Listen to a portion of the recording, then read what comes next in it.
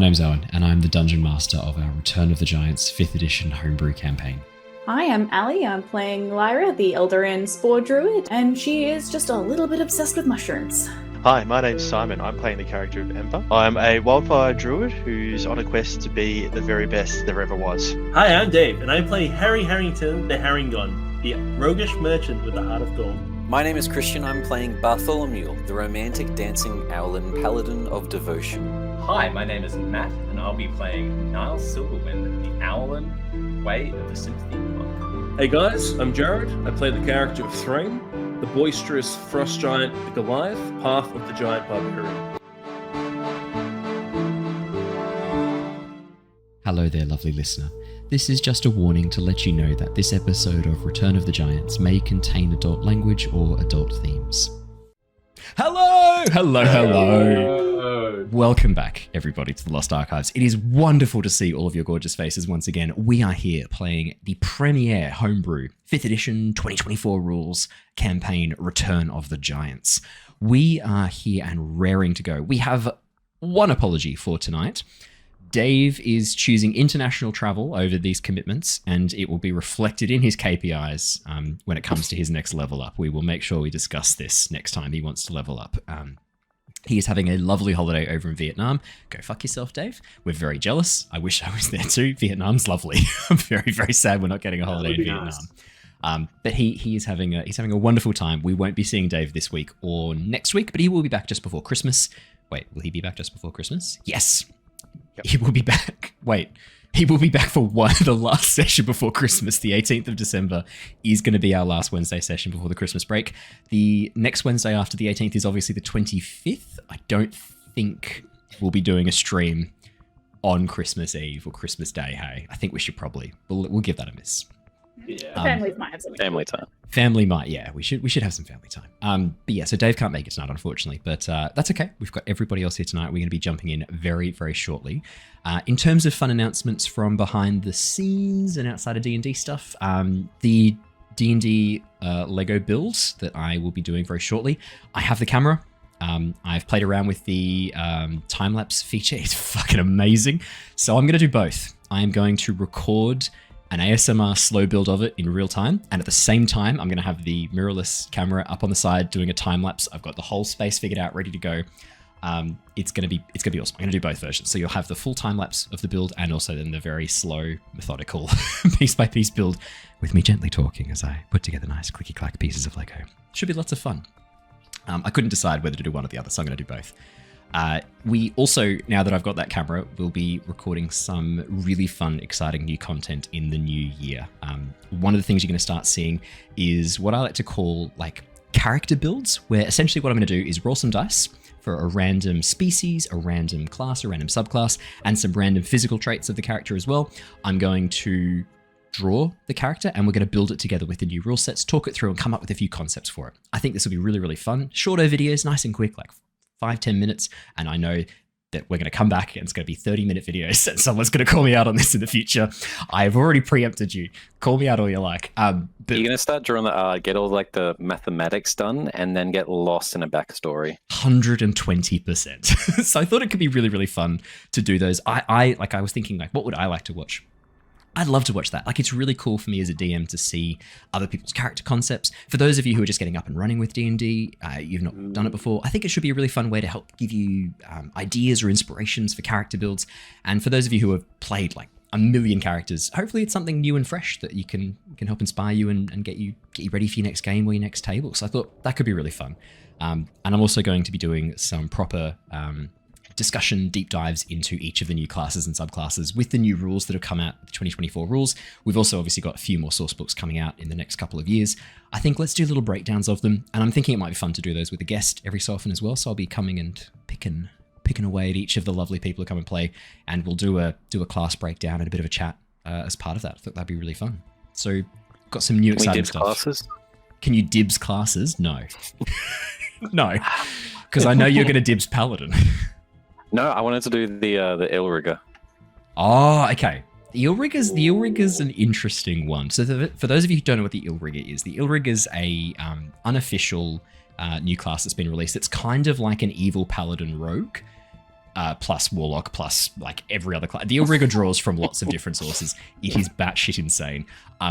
Reading through it, it reads to me like it is quite powerful.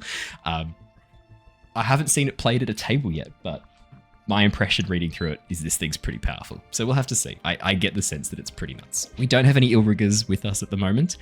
I am yet to see if I will allow an Illrigger at the table.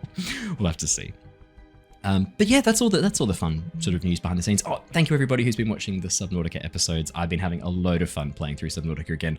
We've got Subnautica 2 coming out next year, I think in the first quarter, the early access drop. So I'm super excited for that. So excited. It's multiplayer too, which I am absolutely thrilled about. The Subnautica multiplayer mod is one of the best things you can do with that game. Except for when the multiplayer mod breaks, which is constantly. It's not stable at all. No, I remember the one time Jared and I played with it, the water disappeared for Jared, which in a game called Subnautica is a bit of a problem. It comes with some consequences. I literally watched Jared swimming and then the water vanished and he just dropped to the seafloor and then was walking along the bottom of the ocean because the water physics just didn't for him anymore. It was very entertaining. Just didn't. Just water was not.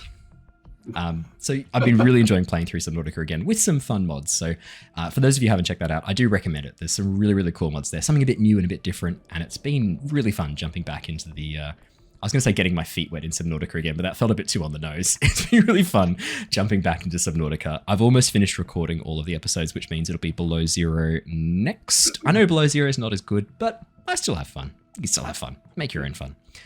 And that's all the fun announcements I have to share. Anything fun before we jump into the session? No, looking happy. Ready for some holidays, I get the sense. Yeah. I did. You know what I realized when I was drinking this beer? Yeah. It has instructions on how to make beer battered fish on it. That's awesome. That's brilliant. Cool. That feels very, very Australian to do that. Yeah. I was going to say snitty and beer. That's so Aussie. Yeah, I know, right? Yeah, it's pretty spot on. Wow. Awesome. Yeah. Well, let's do our recap. Let's jump into the session. And let's see what comes next. Previously on our sessions, the Tempest Adventuring Guild, a name now legendary across the lands of Nostea, is taking on the threat posed by the return of the giants to Nostea. Lyra, Niles, Harry, Ember, Threign, and newcomer Bartholomew are exploring the vast caverns of the Underdark, drawn below by rumours of stone giants taking over territory after forming some strange alliance with the Duergar. Having made their way through the treacherous terrain of the Underdark, befriending the deep gnomes of Blindenstone on the way, the party have infiltrated the remnants of the lost stone giant city of Ton Tanur, the city of stone teeth, and unmasked obsidian foot as the cause of the stone giant aggression.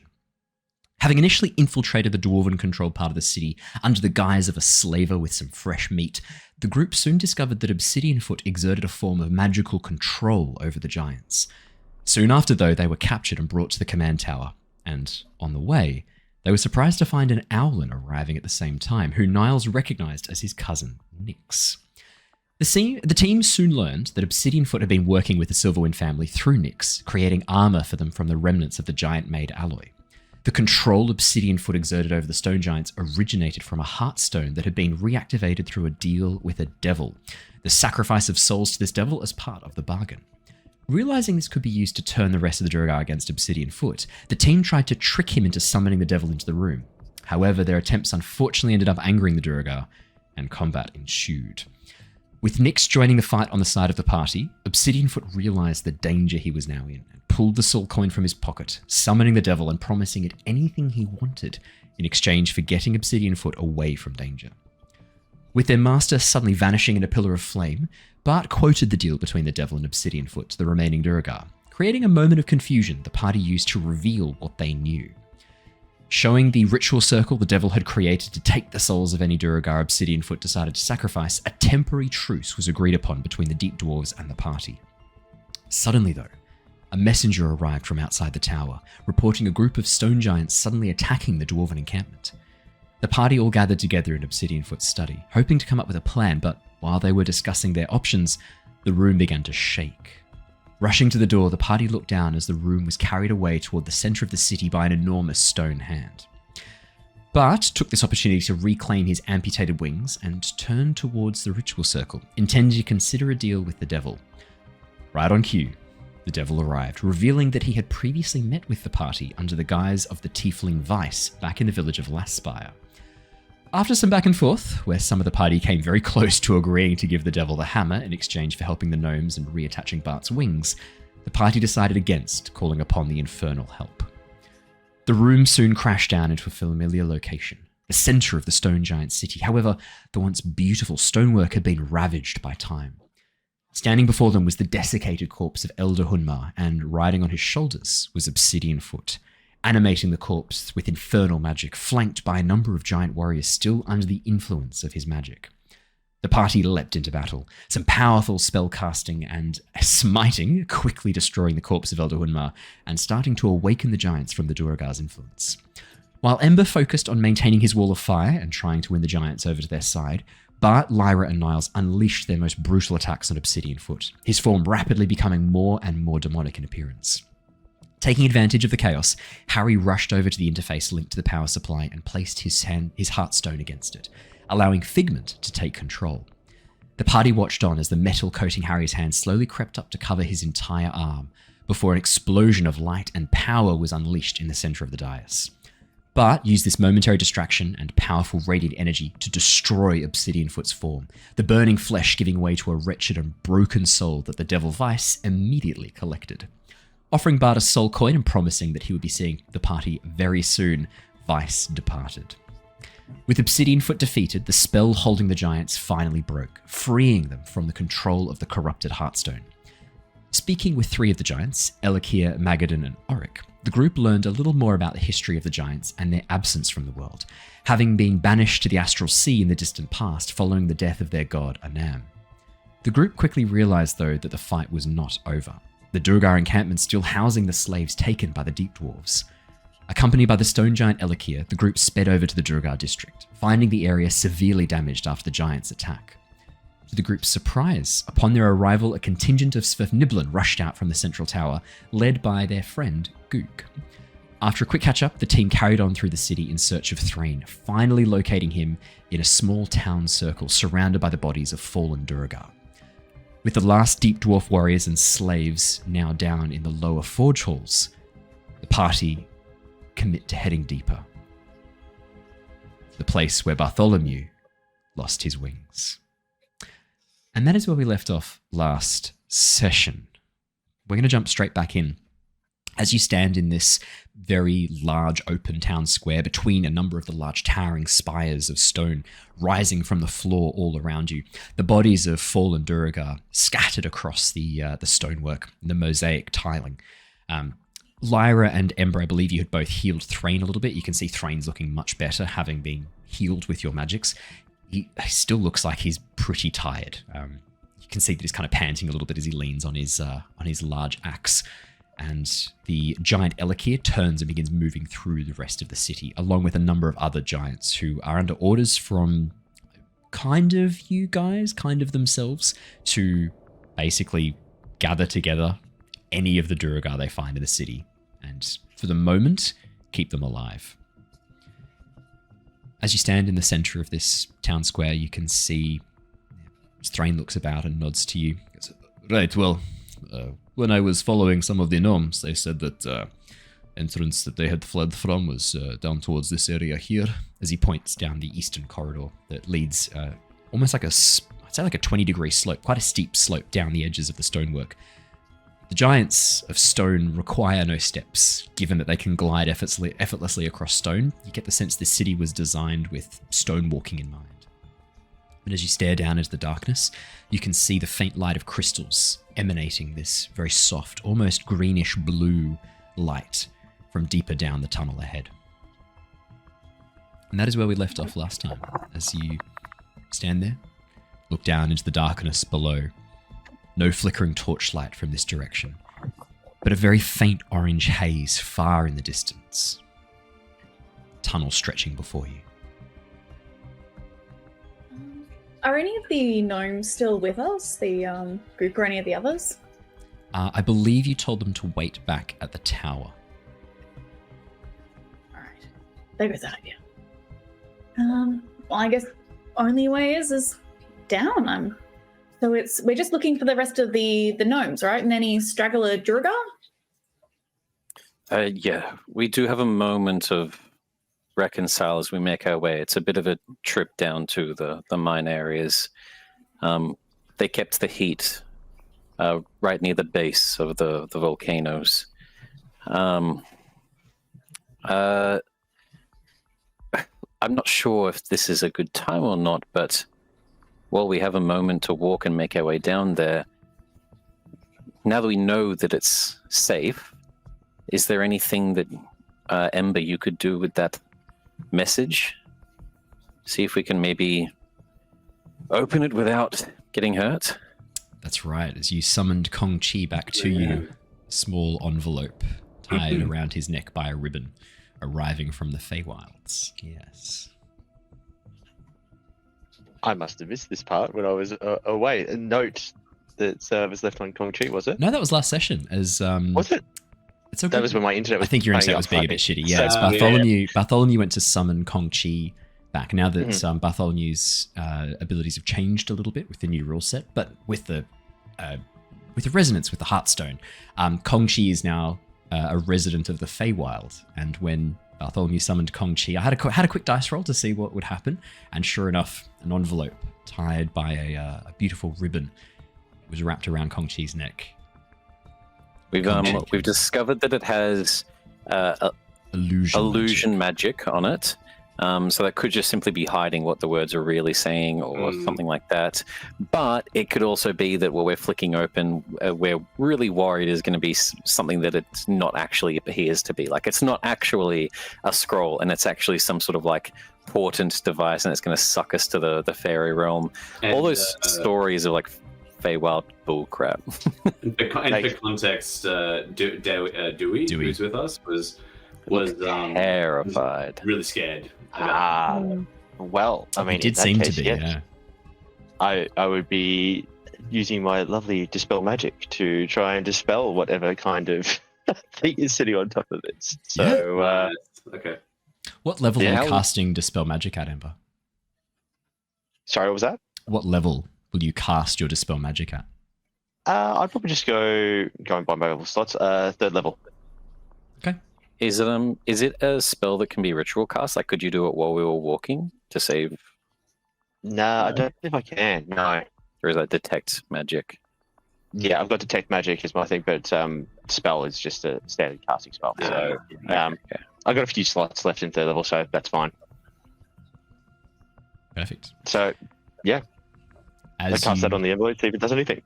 Yeah, as you reach out, your magic. What does your Dispel Magic look like, actually, Ember? I don't think we've actually seen you cast Dispel Magic yet. What does it look like? Do magical flames burn through any weave that's collected around an object? Do you pull the magic into you to fuel your fire? What does it look like? What does Dispel Magic look like for you? I would imagine, like you said, essentially it's trying to send or burn away whatever is covering or protecting this. So maybe it's just like depending on how, like what the spell is like, just a bit of a flame that would flicker around it, just and then quickly peter out as as the spell leaves.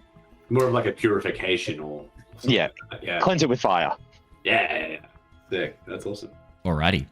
In that case, then, I need you to roll me a spellcasting check, my friend. This is a spell of higher than 3rd level. If you could please, spellcasting check is just like one of your cantrips is fine. Otherwise, it's just a d20 plus your spellcasting modifier. Certainly can do that. So that is a 18. 18's pretty fucking good. So that would, if it was a spell of 8th level or lower, it would end the magic immediately. Oh. Ember, Yeah. you reach out, embers of magic burning across your fingers for a moment, and then as you release, you watch as these tiny threads of almost indistinguishable, invisible lines of the weave burn for a moment in the light of your fire. And you watch as these tiny threads of magic, one by one, snap and burn away, leaving the scroll unharmed. But the magic, you think it's probably gone. I'm going to look at the scroll.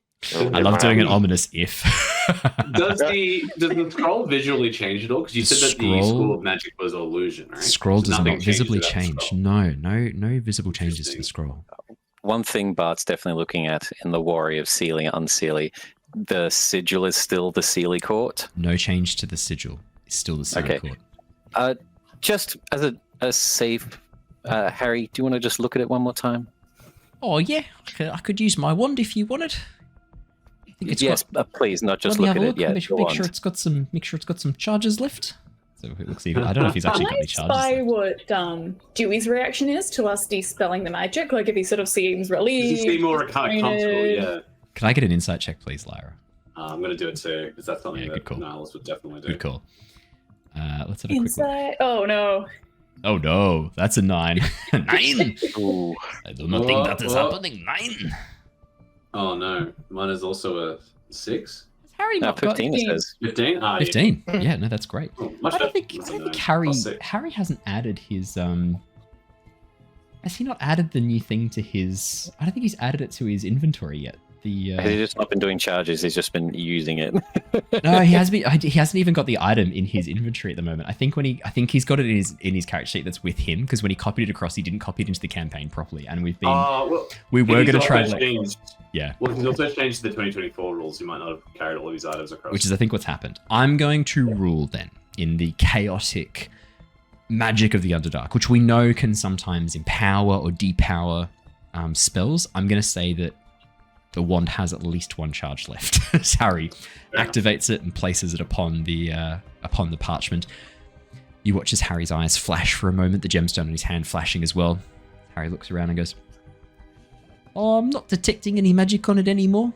Seems pretty mundane now." Oh, good. Okay. Whoa, my hand looks amazing. As he looks up at his hands. Whoa. It's all glowy. Oh, well. It's leaving like a little trail as he moves his hand. You can't see this. There's no trail. And as he moves his hand around, he watches Harry is like engrossed in the movements of his hand. Harry, just if you want to keep an eye out, the dwarfs obviously might have left some glyphs as we're making our way down. More stuff that was on that chest. Maybe keep an eye out for as long as the spell lasts, even if it's not long. Yeah, it's all right. I can keep a lookout. I'm pretty good. I'm a pretty savvy bunny. I'm used to looking out for danger. I rolled a 15. 15, yes. As you look over at Dewey, you can see Dewey's at first apprehensive, and then as he watches the fire leaps from Ember's hand, burns through the magic, he looks satisfied. Impressed even. Like a teacher might look at a child who's just completed a task or a test. There's a bit of pride there. Interesting. I'll just level a glance at Dewey and say, you seem rather pleased with yourself. Did we? With myself? No, not pleased with myself. No. Oh no, I'm rather disappointed that I let myself get stabbed earlier. Still aches quite a bit, actually. Do you reckon my shoulder will ever have the same level of movement again? Oh, I'm sure. Oh yeah, after tomorrow you're probably gonna move just like new. That's not how injuries work. Is when you've got a boatload of healing magic. No. If you just sleep, like limbs grow back. That's how it works. No, that's definitely not true. My cousin, he lost a hand. It was awful. A rock. Not a rock, as he points down at the earth. No, the large bird. He was trying to train them, and he was offering one a little snack. Oh, it was awful. That did not grow back when he slept, trust me. Must have been for a plot point. With the scroll, what we would like to do, I'll bring it over to Lyra, I think, due to the worry of like the Sealy Court and Titania and her connection to that. And would you like to? I know it was on Kong-Chi, but other than Kong-Chi, I have no connections to the Fae. Well, they're writing the message to one of us, so with that I take out a knife or whatever, slice through the seal and unfurl. Lyra, as you cut through the seal, the fine, beautiful emerald green wax slices smoothly and cleanly, breaks away at the edges of the paper, and as you unfurl the scroll, you can see text. Beautiful. This curling, very, very fine font, this gorgeous handwritten note.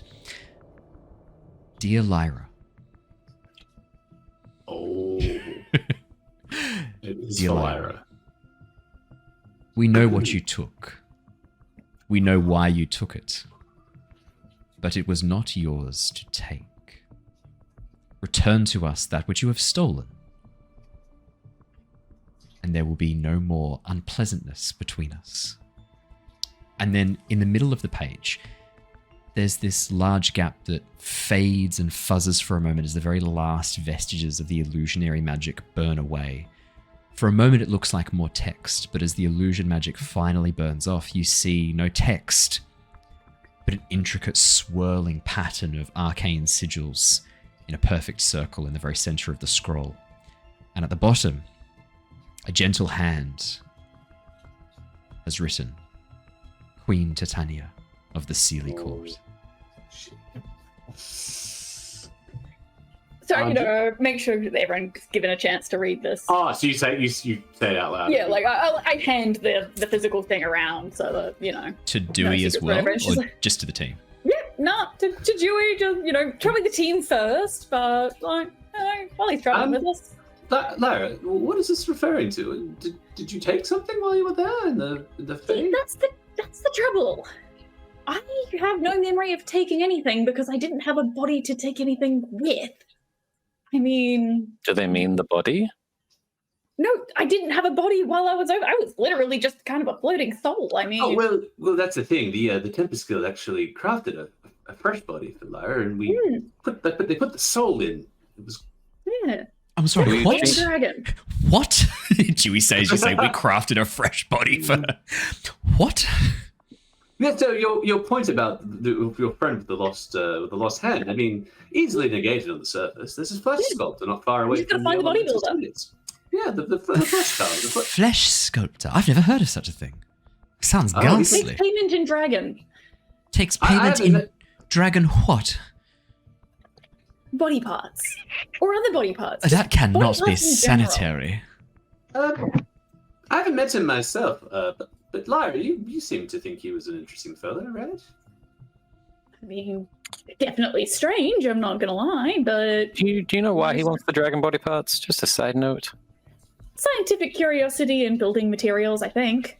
Building materials is what scares me. Is he making like okay, we can put a pin in that if he's crafting a zombie dragon of some kind. Anyway, I mean, that's why the Quaggoth thought I smelled so weird. were you different when you came? Because I remember when I first met all of you, there was a smell of the Fae from Harry and from you. Were you changed when you came back? Oh yeah, I had another soul entirely. There was technically kind of like two of me, although one of them wasn't me. The other thing was Shana, who, long story short, I got kicked out of my own body, ended up floating around God knows where for God knows how long. All the time is kind of fuzzy. She got the body, but somehow turned into half a snake. And now she still technically has the body, and she's off, I don't actually know where, partying with Varys or somewhere. So could they maybe mean Shana then? This dual soul? Shana was the whole time. As far as I'm aware, she's never even been to the Fae. Oh no, that's what I'm saying. When you came back from the Fae, was anything different? Other than the brand new body and not having the second soul. Different about you specifically. Did you? I think what Christian's asking, or what Bart's asking is, were you changed? Did your magic shift? Did you come back in any way? Oh yeah, I lost the ability to mostly shapeshift. I gained all these weird mushroom powers. So when you say nothing changed, everything changed. Yeah. Yeah. Lyra, you might also remember Lyra, because Shana would have told you this. When you came back, your aura was completely different. Like how you appeared in the spiritual realm was like it was shifted entirely. You had like these tendrils of mycelium growing on and through your body. Like you looked significantly different by the time, like when your soul was put into the new flesh sculpted body. You looked significantly changed at that point. You know this. Whether or not you share, that's up to you. But Lyra would remember this. This is an important thing she would remember. Yeah. Yeah. She probably, instead of sort of going as far as like, yeah, you know, the different aura and the different soul, she's like, yeah, I guess I'm also significantly shorter than I was before. Like, If you said you got mushroom powers, do you think you caught some sort of planar myconid virus? You brought that with you, and they said that you've stolen that? I mean, it's very possible. I mean, just using simple deduction, that's the only thing that's new about you. Thus, that's the only thing you could have brought with you of our knowledge. New powers possibly that they now suspect were taken, even though you innocently say they weren't.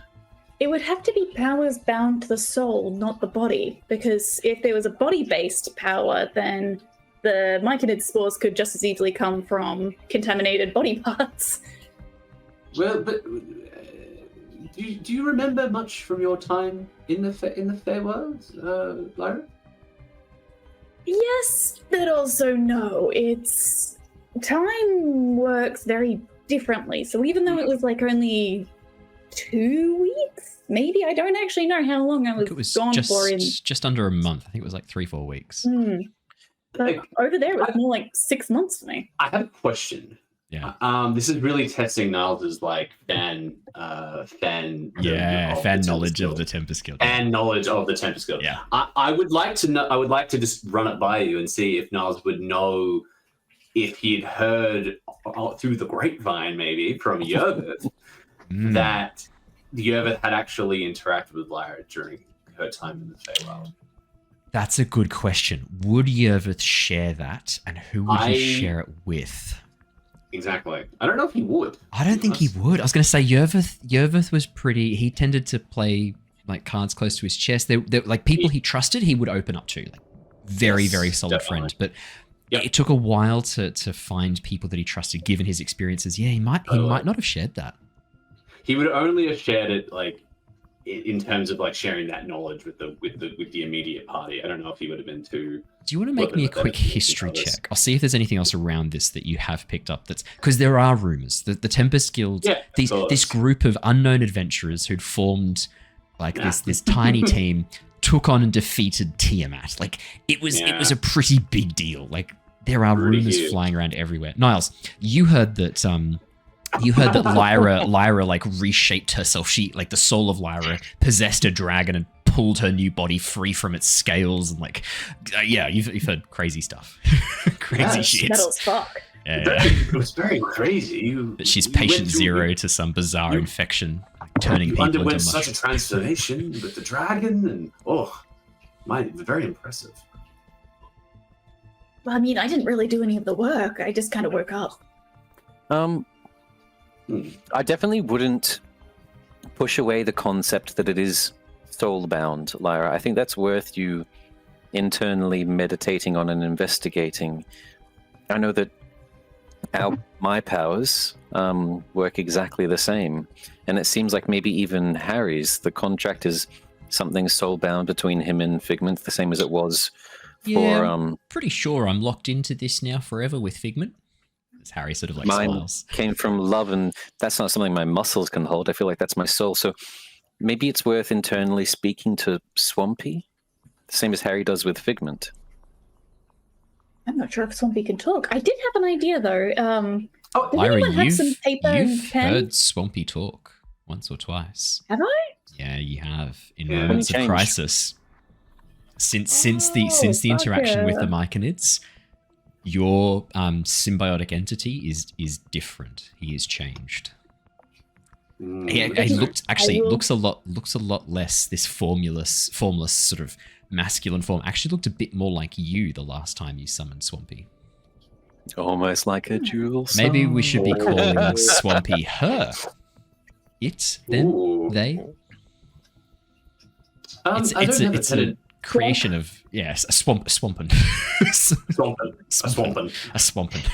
Swampling. Yeah. I don't have a pen or paper, Lyra, but you have made me think of something actually. Back during that fight with all this talk of souls and whatnot, it's got me thinking. When I went down in that combat before against Obsidian Foot and the Giants, when I was out for those few seconds that I was out, I had a brief chat, not really a chat, an exchange of a couple of words with Sindaris, actually. That was a bit odd. Been meaning to mention that, actually. What did you talk about? Well, I was kind General, hey, how you going? Sorry, I'm dead. Well, Was it a conversation or was it memories again? No. He. Well, let me explain. I went down after that hit from Obsidian Foot, and lights went out, and I just remember myself sort of floating around in some sort of space void, whatever it might be that you would call it. And then he was there. He kind of just reached down and picked me up, and he said what I was doing and how I'd gotten control of the crystal. And I kind of said that I didn't know how I'd gotten. I didn't know anything about it. I wasn't sure what I was doing, and then I kind of woke up. But he addressed me personally. He addressed me like he recognized me. If that happens again, obviously I don't want any of us to be in the situation that brought that conversation about. But let's not forget, we should ask them where they are, in case they're still alive or dead, to confirm that first suspicion of ours. Well, it did make me think. Every time we've had any sort of conversation with the Giants, be it through a memory sequence, a dream sequence, if you will, it seems to be when the body is in a state of, not necessarily unconsciousness, but a similar state. We've all encountered it while we've been asleep, and I encountered it when I was actually unconscious, being knocked to the ground. So if we could somehow, I mean, not saying that we knock someone out, but if there's a way of inducing a similar effect where we could... Well, no, you 100% makes sense, because the 2 times we've been able to even force it to occur, it makes sense now why those 2 people could do it, Ember and Threign, not only due to their giant connections, but Druids are known for their centers of self, and Threign is the beauty of ignorance. Fucking best. I think you'll find the word you're looking for is 100% all the time. It's always me. There is no one who is more me than me. Exactly. I feel like maybe Niles and Ember, you two, in some of our spare time after all is said and done, should... I know that it's a druid focus and monks in the temple, doing the same as Lyra. I think I'm suggesting we do like a meditation circle. Threign, would you be down for that, Harry? Oh, meditation. This sounds like something weak monks do. Is this... Hey, Threign! You have to train the mind as well, remember? If you talk about a battle trance before combat, maybe I could get behind this, but to call it meditation sounds weak. What, you just sit in circle with knees crossed? It's more than that. But... A battle trance works in the same sort of capacity. It's controlling your mental faculties. I will do battle trance. You can do shitty meditation. Fine. But yes, I agree. I think some sort of meditation would be good. Something to reflect and perhaps delve deeper into ourselves could be useful. Speaking of useful, Harry, I know you've been keeping an eye out for traps. Thank you very much for that. Yeah, haven't seen any, but there's weird sigils on the walls near those crystals. I think it's making them glow. As Harry looks around. That makes sense for light for us as we're traveling down. Pretty sure it's giant sigils, just so you know. Not dwarvish stuff. Looks older. Oh, well, that's probably good then. I don't know. And it's glowing? Yeah, it's making them glow. It looks like some sort of like illusion magic. Let's stop for 1 second. Can you carve it with your claw so that Threign or me or Ember, yes, those 3, could try reading it? Oh yeah. Just Harry wanders over. Let's do a sleight of hand check for Harry. Let's see how good he is at this. Watch me roll a natural fucking 1 for Harry. Yes, I would like to roll this as a public roll. Always, even when I'm having to play characters, always should be public rolls. Where's his sleight of hand? Oh, he's pretty good. +6. Harry should be pretty good at this. That's a 20, unnatural. You watch as Harry beautifully traces this intricate giant rune. As soon as he does, Harry's... Yeah, as soon as he does, you watch as Harry's heartstone pulses for a moment, and then the sigil that he's just drawn begins emanating light. Oh, look at that. I can make light. I'll look to the other two giantkin. I think it's us three that have had exposure to this language. Do any of you understand it and investigate the sigil? If it's something that I could try to see if I recognize from working here? 100%. Lyra. Is it still less than an hour since the Lyra's big spell casting multiple sessions ago? Since Dewey's summoning? It is because now... if it's been less than an hour... It's now over an hour. Like comprehend languages... Damn. Oh, and he's still here. Dewey's still here. He does not... So we know that he's not bound by the concentration. He also doesn't seem to be bound by the hour rule either. You don't know how long Dewey's around for. But as these guys wander over and begin looking at the sigil, yeah, anyone who wants to roll an investigation check can do so. Otherwise, I'd say Arcana is also very appropriate here as well. Lyra, as the others wander over to investigate the sigil, Dewey sort of sidles up next to you.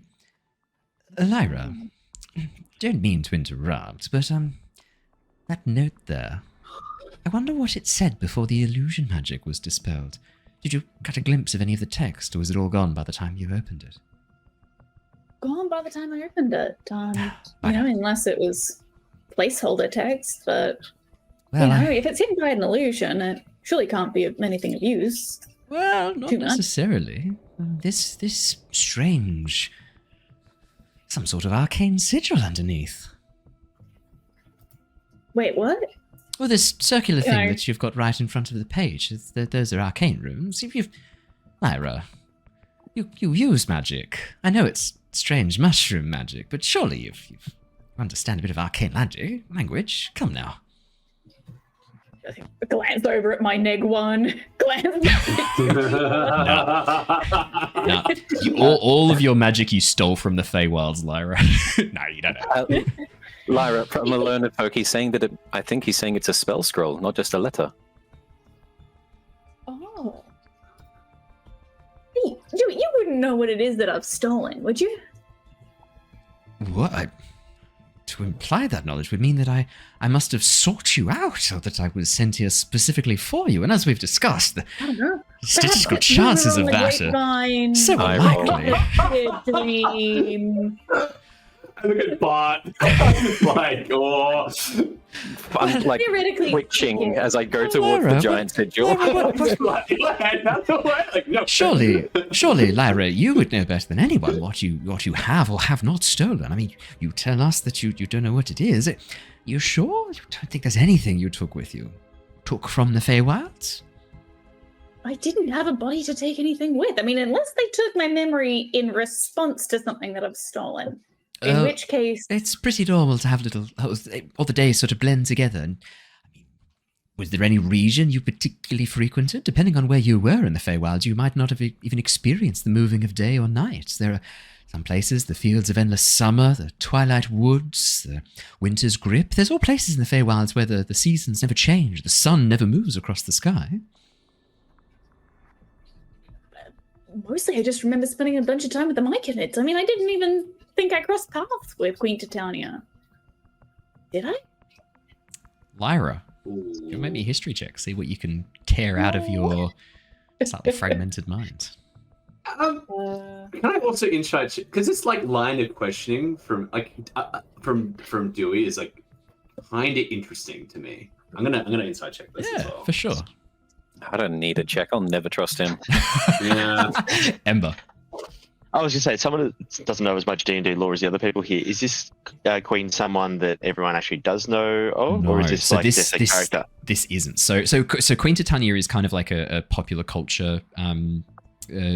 So from Shakespeare's, Midsummer Night's the Dream, real fairy of the queens. Seen as the Queen of the Fairies from. So I've obviously used that because if you're going to have a Queen of the Fairies, you have Queen Titania and Prince Oberon, So many King Oberon. mythologies use You it. do. You have Yeah, to. You have to. It's. I feel like in the depths of my soul, I have to, given that Like, You're actually going to piss off real life fairies. oh, 100%. And like, and also like the other thing as well to keep in mind is that like my dad's a long-term drama teacher, a Shakespearean. I grew up reading Shakespeare. Like, there's no way I'm not using Midsummer Night's Dream references. A Midnight Summer Dream, right? It's a Midsummer Night's Dream. The play it's from. Yeah, for sure. So do you want to actually, Ember, as a druid of the wildfire circle, and as a Firbolg, you're kind of in two worlds as well, giant and fae. Firbolgs kind of are the bridge between the fae and the giants. Do you want to make me? I'm going to say this probably falls under a nature or a history check. Your choice. I'll go the nature check. 24 from Niles for the insight check on Dewey. That's good. 16 from Ember 16. on the nature check. Okay, Excellent. let's do you first, Si. Always, let's do you first, Si. As you, Love it. as you consider, as Ember thinks back. Yeah, I mean the Seelie and Unseelie court are the Archfey, the rulers of the Feywilds, and the Seelie are generally perceived as the Fey equivalent of good, and the Unseelie as the Fey equivalent of evil. But you've got to keep in mind the Fey have a completely different moral understanding and moral system to what we consider good and evil. The Seelie court are just as capable of committing acts that we would see as evil. But it's very hard to kind of understand Fey behavior and Fey morals. But as far as where our understanding goes, Seelie good, Unseelie evil. Queen Titania and King Oberon are the king and queen, or the leaders of the Seelie court, and they kind of run the good aligned Fey in quotation marks. Okay. The fact that Queen Titania has written a letter that has been sent to Lyra, if this was indeed her and not one of her attendants, this is a big deal. For her to be involved directly means there's something going on here. Something important. And whatever Lyra's stolen, she didn't steal it with her hands. Like, this is something more than that. And the idea of theft and ownership in the Fae is already quite bizarre. With a 16, you know things like if a Fae goes like, oh, like, please, you must give your name. And you go, oh, my name's Ember. Your name is taken. They reach out, pluck it from the air, and you no longer know your name. It's gone forever. Like, there's this bizarre magic they wield and this idea of ownership that's very different. You think there's a line of thought there that might lead you to an answer. And when we talk about the Seelie court, it's sort of like a really fucked up parliament. Yeah. Okay. Gotcha. Oh, Yeah. interesting. I mean, possession's 9/10 of the law, isn't it? Whatever I've got is now rightfully mine. And at that point, a Fae would possess your body as like a spirit and like, be like, and now I'm you. Like, that's the kind of shit the Fae that's what they embody. The Fae are chaos. So the Seelie court are chaotically good. The Seelie court are chaotically evil. But chaos is, for the Fae, chaos is their state. It's their natural state of being. So their parliaments where they design laws is the opposite of that. It is absolute chaos. It is madness. Niles with a 24.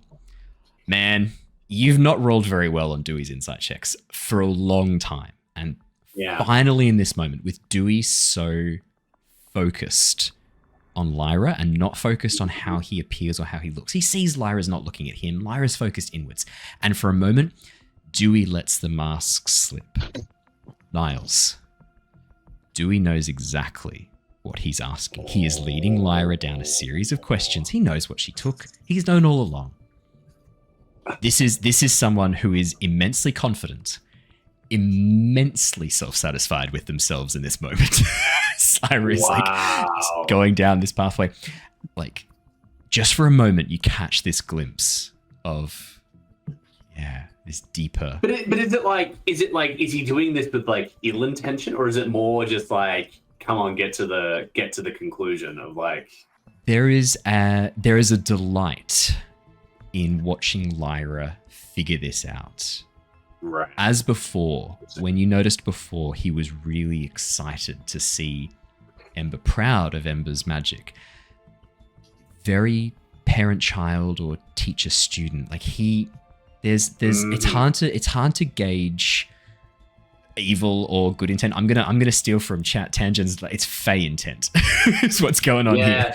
There is an intent here for sure. And Dewey is satisfied. He knows that whatever his goal is, he looks like it's close. Like he looks like he's very, very happy. Okay, cool. I take that on board. I think Niles would probably equate it to like, you know, the Shifu like being really happy with his student for like pulling off like a really complicated like sequence of like a combination or a sort of a maneuver. Kind of like levels a bit of a glance at. It's the satisfaction of a craftsman where something's gone wrong, but they've figured out the solution to the problem. And they've set a difficult challenge, not expecting someone to meet it, and they have. The satisfaction of someone who has broken something but now sees how to fix it. There's this, and it's a very interesting, unique form of satisfaction that he is displaying. It's a subtle form of satisfaction. Oh yeah, Dewey for a moment, Niles, and with the 24, Dewey's shadow.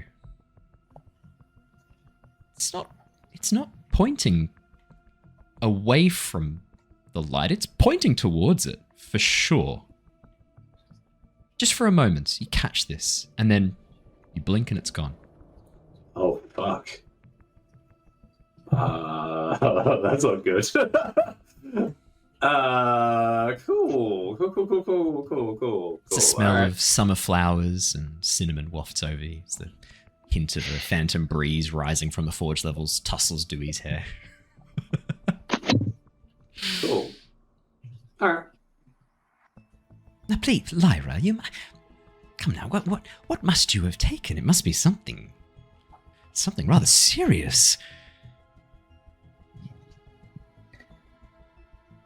I don't know. I mean, so I ended up rolling a 15. Do I remember anything?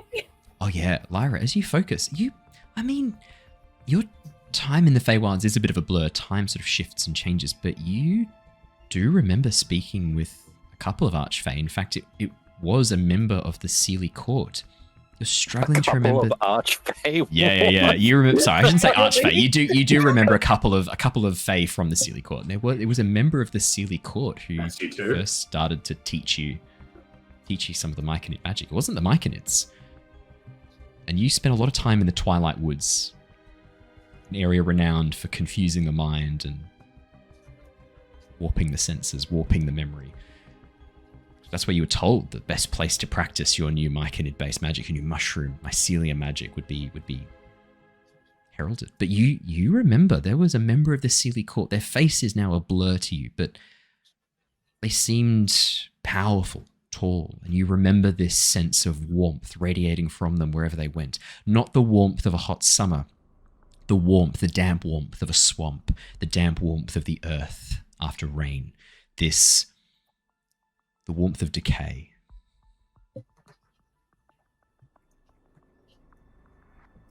I guess there's one new thing that did come back with me then. It's swampy? I mean, I just thought they were a manifestation of my power, but this is completely shooting in the dark, but could my soul have been stabilized somehow with the addition of another new soul that then stuck with me when I was pulled back over to Nestea? Maybe. Niles, with your 24, Dewey's disappointed. Oh. They're not swampy. You don't know this, Lyra. Only Niles knows this. Dewey's disappointed. 2 steps forward, 1 step back. Maybe, perhaps. Did you take Swampy from the Feywilds? When did you first manifest this Swampy? Over here, as far as I remember, but, clearly the memory's not all that there. Well, you know what they say. If you keep picking at it, you'll never find it, but wander away and allow the mind to travel on its own, and it will come to you, I'm sure.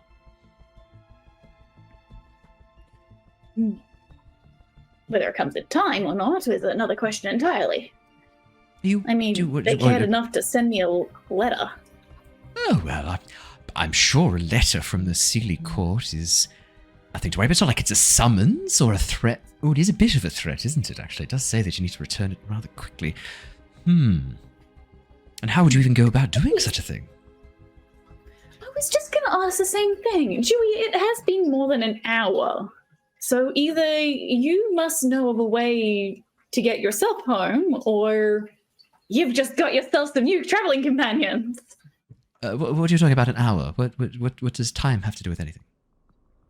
Well, the spell that I presumably used to summon you here, that I'm starting to think that maybe I didn't use to summon you here, and that you just came through. You did. You definitely did. Of course you did. That spell famously will only last for an hour, and the second I stop concentrating on it, it's gone.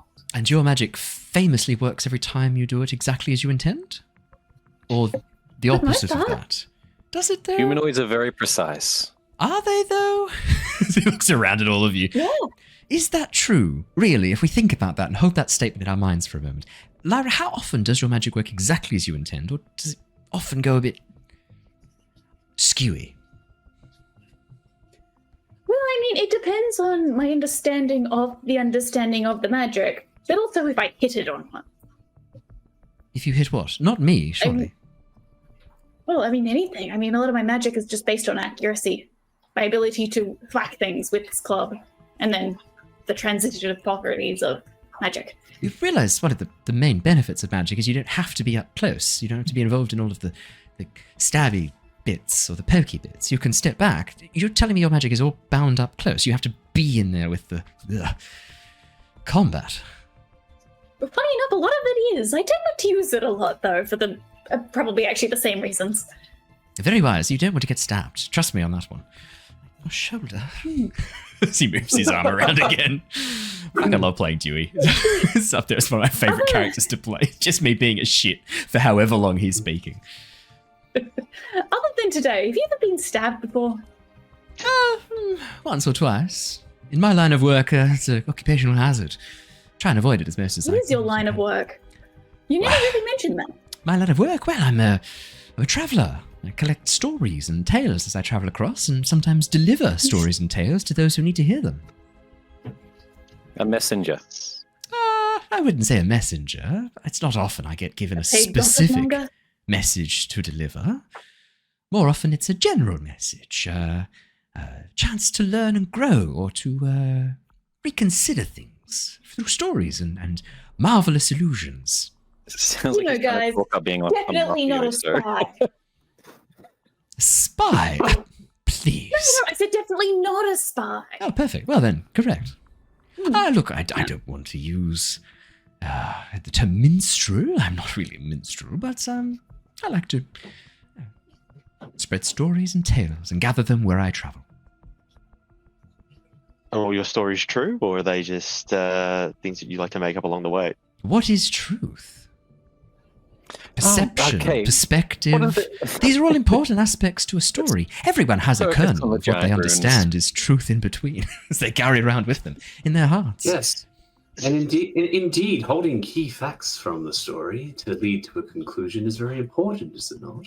Sometimes people need to learn the tale themselves. You are a wise Owlin, and I understand that that's a bit of a stereotype. But in this case, you fit the bill just perfect. And I made a bill joke too there.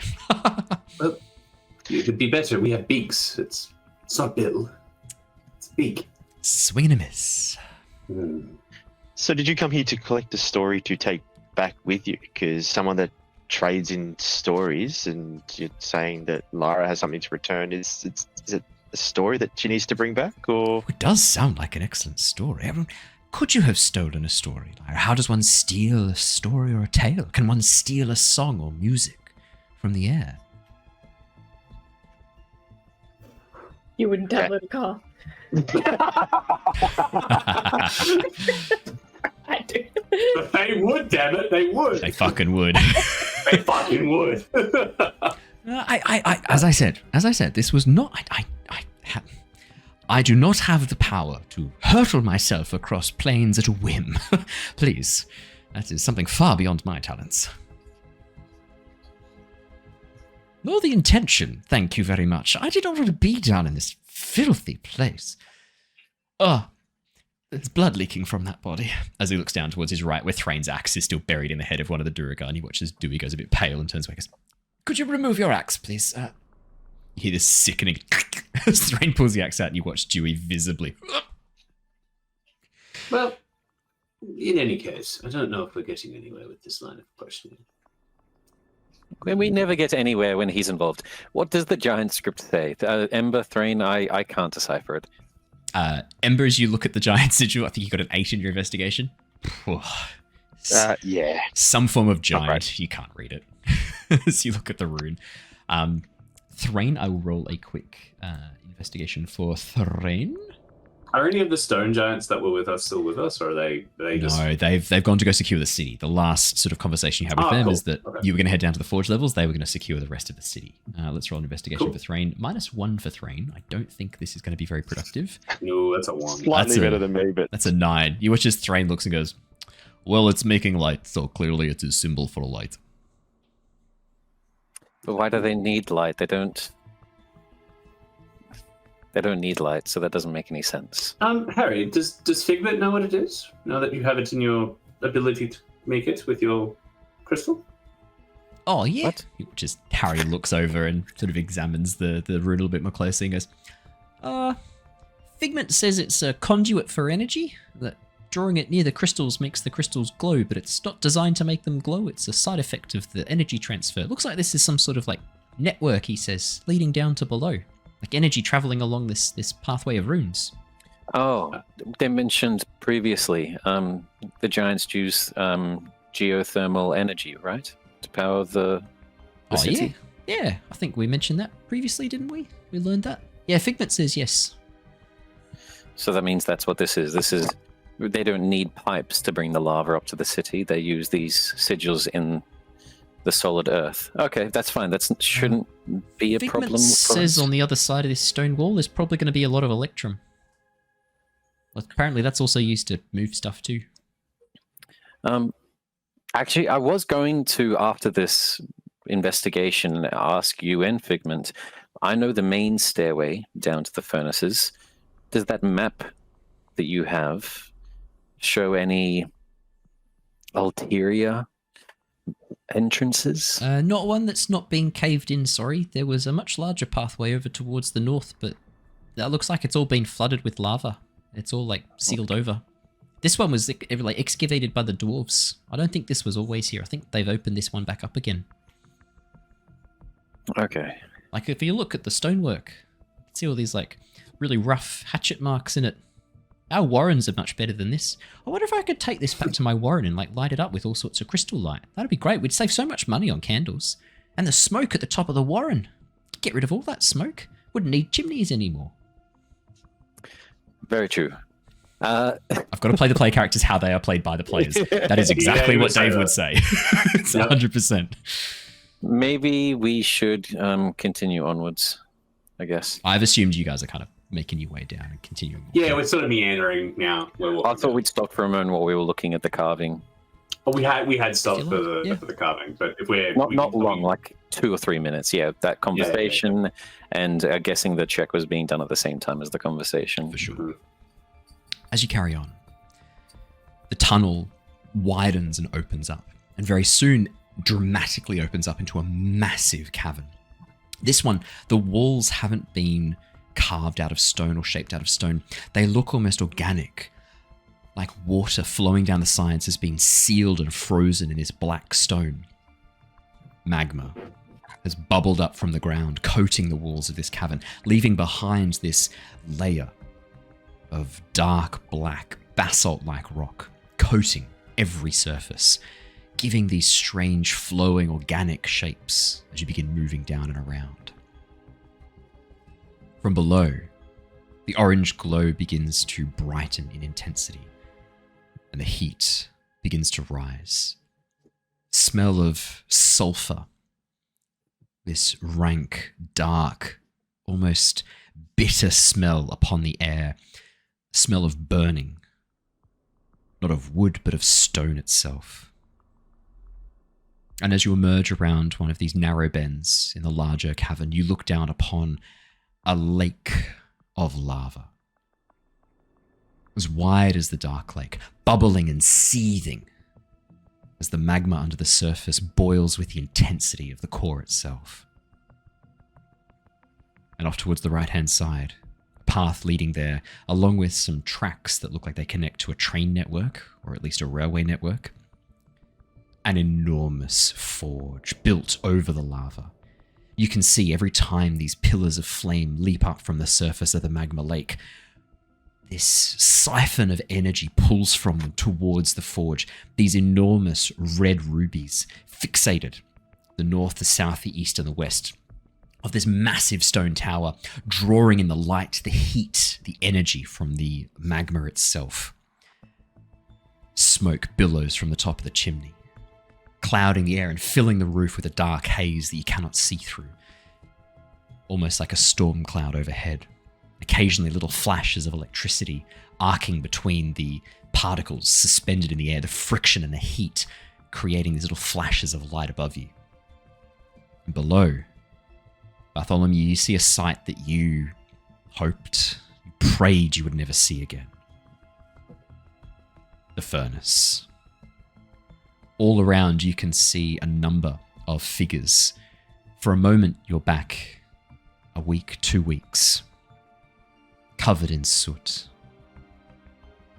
piling huge amounts of metal into these vast buckets to be taken up towards the crucible. Sections of broken giant machinery, fragments of damaged material, and coal, mixed in with the iron to make steel. And then as your vision swims, the memory fades. The forge halls are nowhere near as busy as they should be. At the far left-hand side, you can see the Dwergar-made forge, the one used to melt down iron, used to reforge the Dwergar weapons. On the far right, the old giant forge, used to melt down the giant alloy. But there should be more people moving around here. Forge halls seem strangely quiet. From this height looking down, you can see a few bodies. Hard to make out whether they're Dwergar or Svefniblin or another race from above. It's hard to know as you look down. But you can see towards the edge of the giant forge, the giant's crucible, hastily made barricades of stone have been erected. Looks like there's been a fight down here. What's the way down to them? Is it just a staircase or a winding passage along this area that opens up to a much larger giant-made staircase? This section looks like it was once part of the staircase, but magma boiled over and coated it in this black basalt, creating this very uneven, warped, organic-like surface. But the main stone staircase opens up in front of you just a few meters away, and it's a massive staircase down. But you can see along the side is a smooth track that would be much easier to walk down than these giant stairs, essentially. And you can see where the dwarves have hammered in railcart tracks to transport materials up and down more effectively. The furnaces were much busier than what they are now, and that does worry me, because if anything, we should have been expecting to face more numbers down here.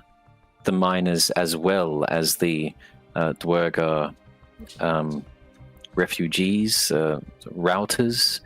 I don't know if all of you see the same as me, but the barricaded areas at the back there, we already know that the Dwergar have the capabilities to hide themselves. Those of you with keener ears, keep an ear out just in case we're not walking into a trap. Enemies in front and behind. It looks empty, but it could be full of every surviving Dwergar. Do you not think it's possible that the Dwergar got word of the attack on the city and moved up to help bolster their defenses there? But we should have come across them if that's the case, above ground. We met Gook, and she told us that they were in the northern camps. We went to the northern camps. I can tell you they were retreating as I killed some. They were coming down here. There will be some down here. The ones that were... Threign said that they were down here. Yeah, I watched them. I watched a number run down these passageways. I mean, okay, so probably hard to know just because of how thorough this thoroughfare would be. But Niles is going to look at like footfall, traffic, see how much people, see if there's been a lot of movement through this corridor recently. Do you want to make a survival check for me? Yeah. While you're doing that, I will also just add on, still in the sort of monologue or role play. No, they have to be down here. It doesn't make any sense for them to be anywhere else. And this is the only entrance in and out. As a captive here, I know that better than anyone else. There's no ulterior exits.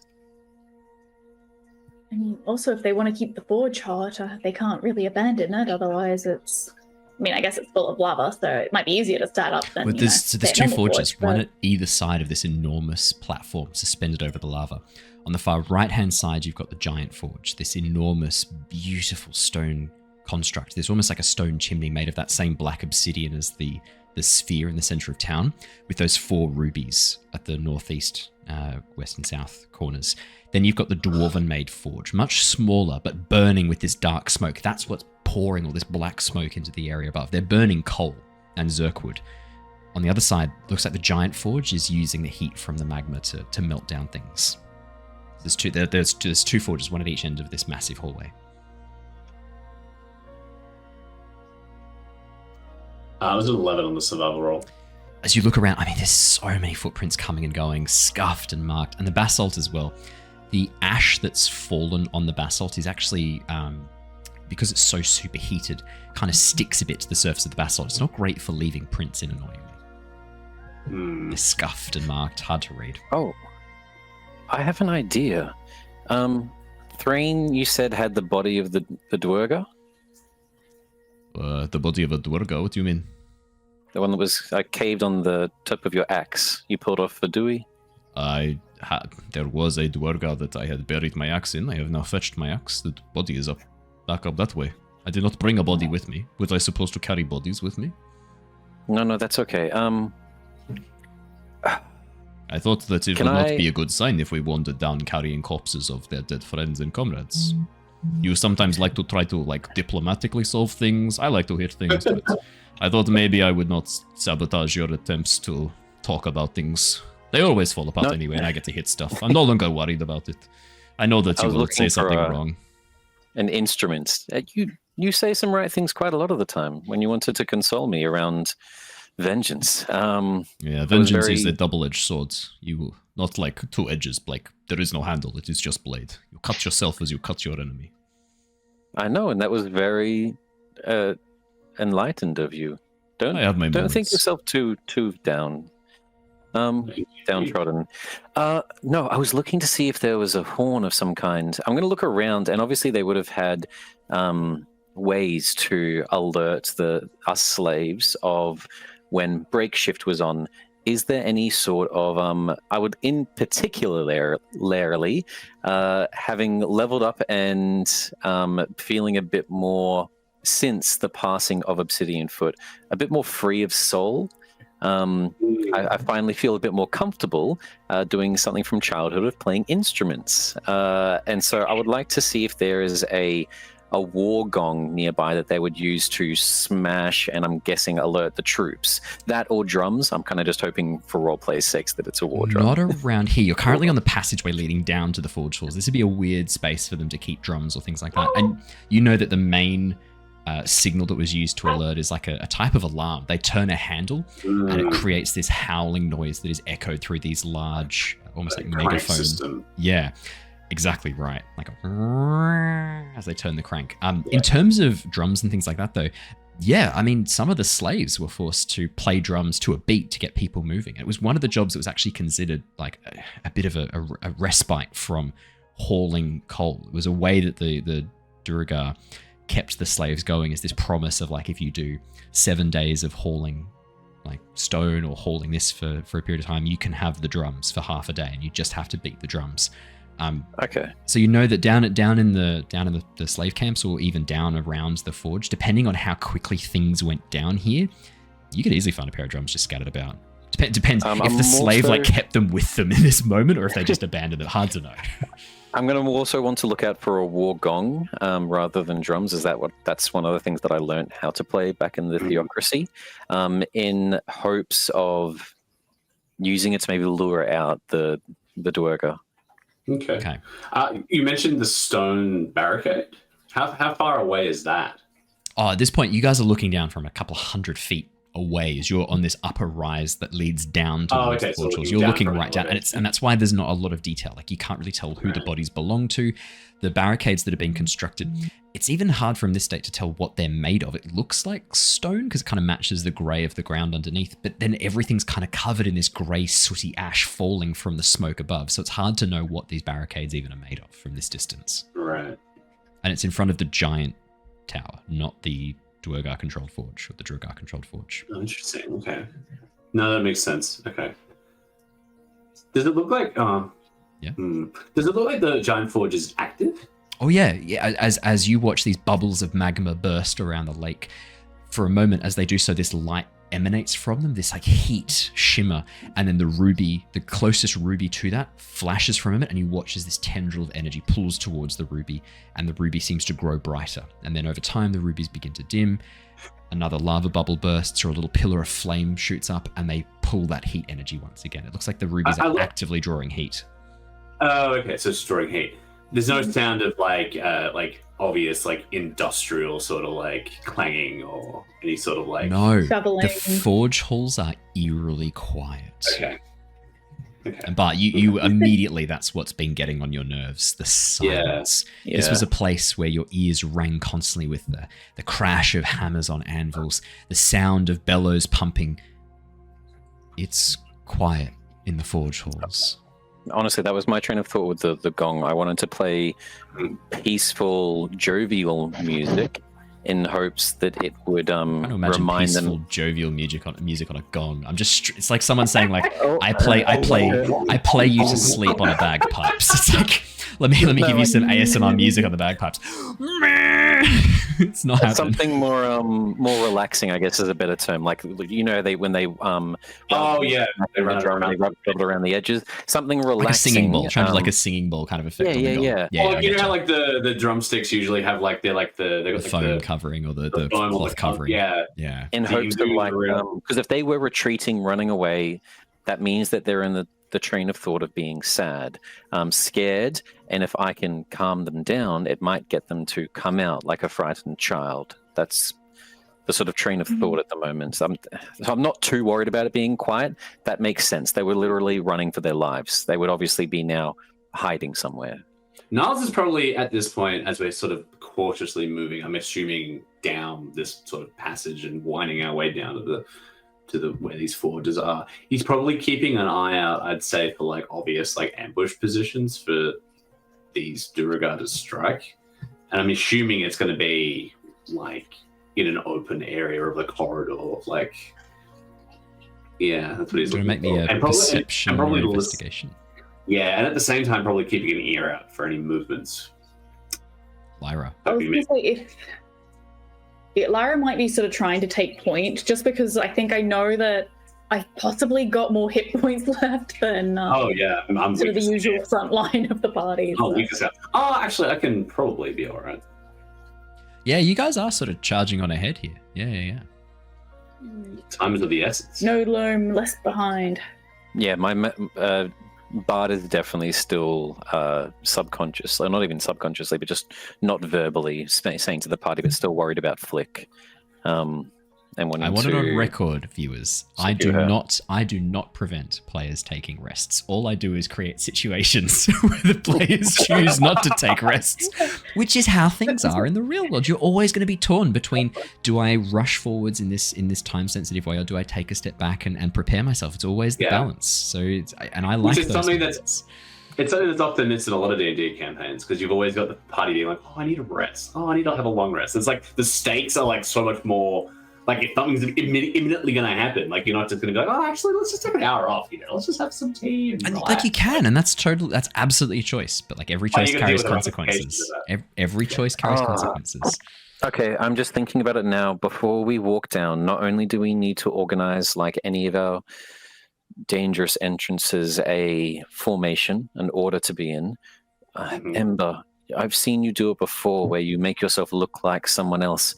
Can you do that to others? Unfortunately, I can only do it to myself, and I only do it once a day. I've already used it for today. But in saying this, my cloak does allow me to hide myself for around an hour. I'm happy to walk ahead and... Perfect. No. Can you give the cloak to Threign? If the Dwerga see him, there is no chance of peace. I mean, yeah. I mean, that's perfectly fine. He was just slaughtering them, right? If we bring him to a negotiation chat... Why don't I just hang back, and if it goes wrong, I will come. I can see you from here. I will know if things go down, and I can get there very quickly. It might be good to guard the entrance too, in case any reinforcements come, and you could perhaps stop them from coming from behind us. Exactly, and to use the cloak as well, he would need to take a rest anyway. He needs to attune to it. So I don't know. Crap. Okay, yeah. Okay, I don't want just by the cloak. I will wait here.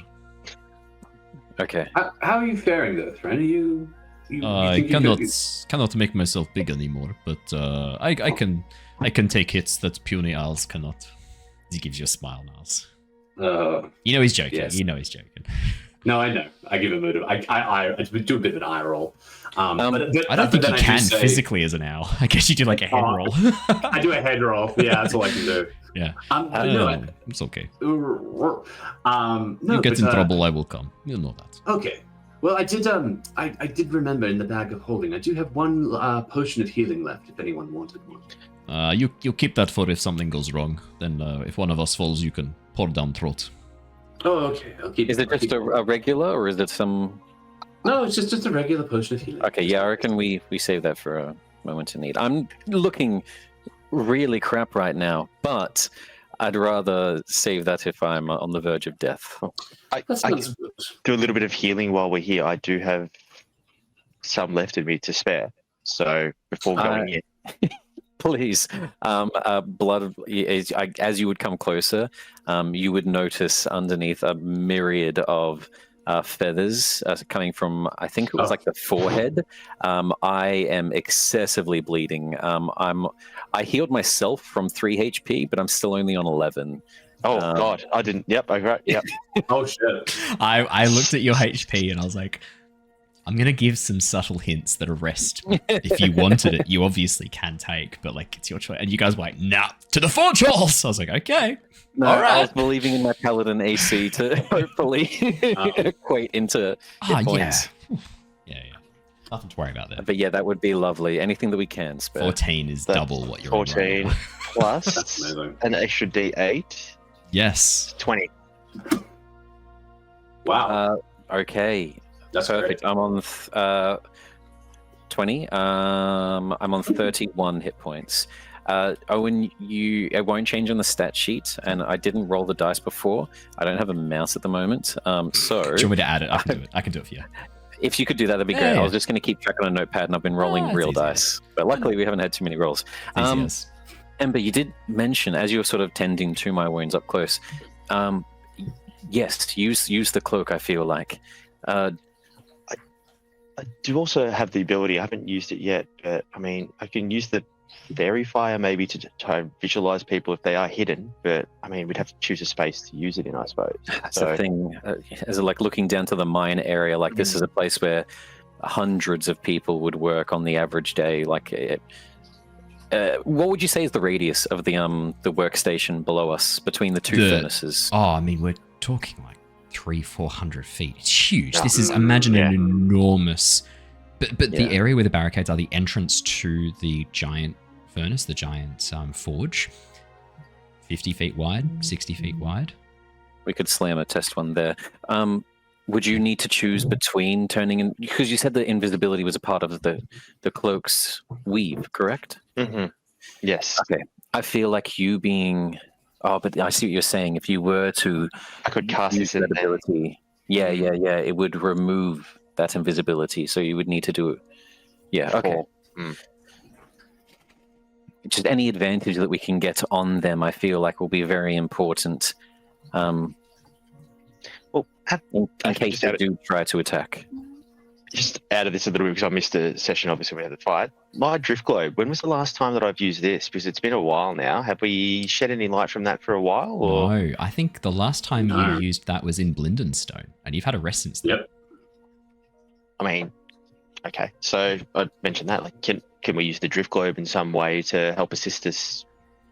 I mean, the Duergar don't exactly love light, is my understanding. So I feel like we save the drift globe for maybe a first thing to do if a fight breaks out.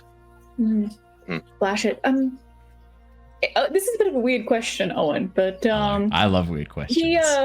These are the always sea great. cucumber- The sea cucumber wart pass that I've got. Oh, I've got one too. I was thinking about this. How bad does that smell just as is? Like, if I was to waft a breeze over it, and then secondary, do I think it would smell worse if I set it on fire and then wafted the smoke along? I was literally thinking of throwing it and being like, "Ha!" Yes. See if These we are can get good them questions. to tag and dry reach and give away their position. But it's probably It too smells. far. Like, It smells gross. Like, let's be honest. The sea cucumber, like pustule, liquid that you've collected, it's gross. It smells like this rotting seaweed mixed with like sulfurific compounds. Like it smells like rotten eggs mixed with decomposing seaweed. It's gross. I mean, if you were to lob this or somehow get this down and break the vials over the barricades, you think they're look, it's pretty gross. You would react. It's quite possible the Duergar will too. In terms of setting it on fire, the smell of that burning ashen, the smell of combustion in here is so strong. The smell of soot. It's hard to know whether that would actually make it worse or not. You don't know. You've never done it. You've got no point of reference for this. It could make it significantly worse. It could just turn it into smoke smell that mixes with the smell of burning all around you. Hard to say. You got to keep in mind too that this is also a place that smells very strongly of sulfur already. The smell of these like volcanic gases rising from the lake of magma doesn't smell great here. But I mean, look, the sea cucumber pustule, the bubotuber excretion, it's gross. And you've now had this for about a week in a vial. Yeah, it's been ripening. Probably even worse. 2 liters. You've just been carrying this around this whole time. I just have a vial. How did you have 2 liters of it? She filled up an entire water skin, wasn't it? 5 vials, 8 cups. Holy you shit. got a lot. I don't know. How did you end up with this much though? Did you buy this? It was really cheap. That's it was right. Really Yeah. cheap. It was pretty cheap. A couple of copper. I wanted Is on it like record an that area- I rolled for a random shit item, and it was like a gross. I think it was like a gross thing dredged up from the bottom of the sea, and I was like, great. So I just you bought like 2 liters of this. This always happens. That was like the bean merchant back in Tyranny of Dragons. It was like a throwaway thing. It was like a merchant selling magic beans, quotation mark, and you guys really loved that guy. That guy was great. How'd your wish spell? You rolled 100 on a D100. That was nuts. Yeah, I rolled it twice. it's insane. We still have that bag, don't we? That's a different bag of beans, but you do have a bag of beans. 6 beans. I haven't done anything with them yet. He's been holding onto those beans, something fierce. Hold on to the beans. Gotta give it the beans. Gotta give it the beans. Is there a position like as the path kind of winds around? Is there a point where like there'd be like maybe a bit of an overhang or something where we could get like realistically furthest from? So a high point? where the stairs lead down to the entrance of this massive open platform, there probably was once this gorgeous archway, but it's broken and crumbled. Just the pillars remain, and there's a half wall that stretches away before it's consumed by the magma that's been billowing up from the ground. If you could get to those archways, you could climb on top. That's an awesome spot. You'd only be like 120 feet, 200 feet. You could just lob this. Be 100 to 150 feet. You could just lob this right onto the barricades. You could even just fly, Niles. You could just fly above. Yeah, I was literally about to say, like, well, if you wanted me to drop that on the camp, I could just fly up onto that position and throw it down there. I just hope they don't have anything to do this with, because I don't want to get shot down. If you die again, we'll try and heal you. Maybe we look. My main worry is it's still an act of aggression. Maybe we try to talk with them first, and if they stay quiet and don't respond, then we splash the piss, vomit, poo smelling stuff. The finest sea cucumber extraction. Or we wait for them to expose themselves. And then That's we'll the have to purpose. fight. It's Well, not. they're being It's not an sneaky. aphrodisiac. They're not going to expose themselves. Come on. The purpose of using it is what? It's to get them to reveal themselves, right? Oh, you think we'll talk to them? They won't reveal themselves, and then if they return fire, we'll throw the slime on them. No. My hope is that we will go down, ask them to reveal themselves, and that we are here to negotiate, and that will begin conversation.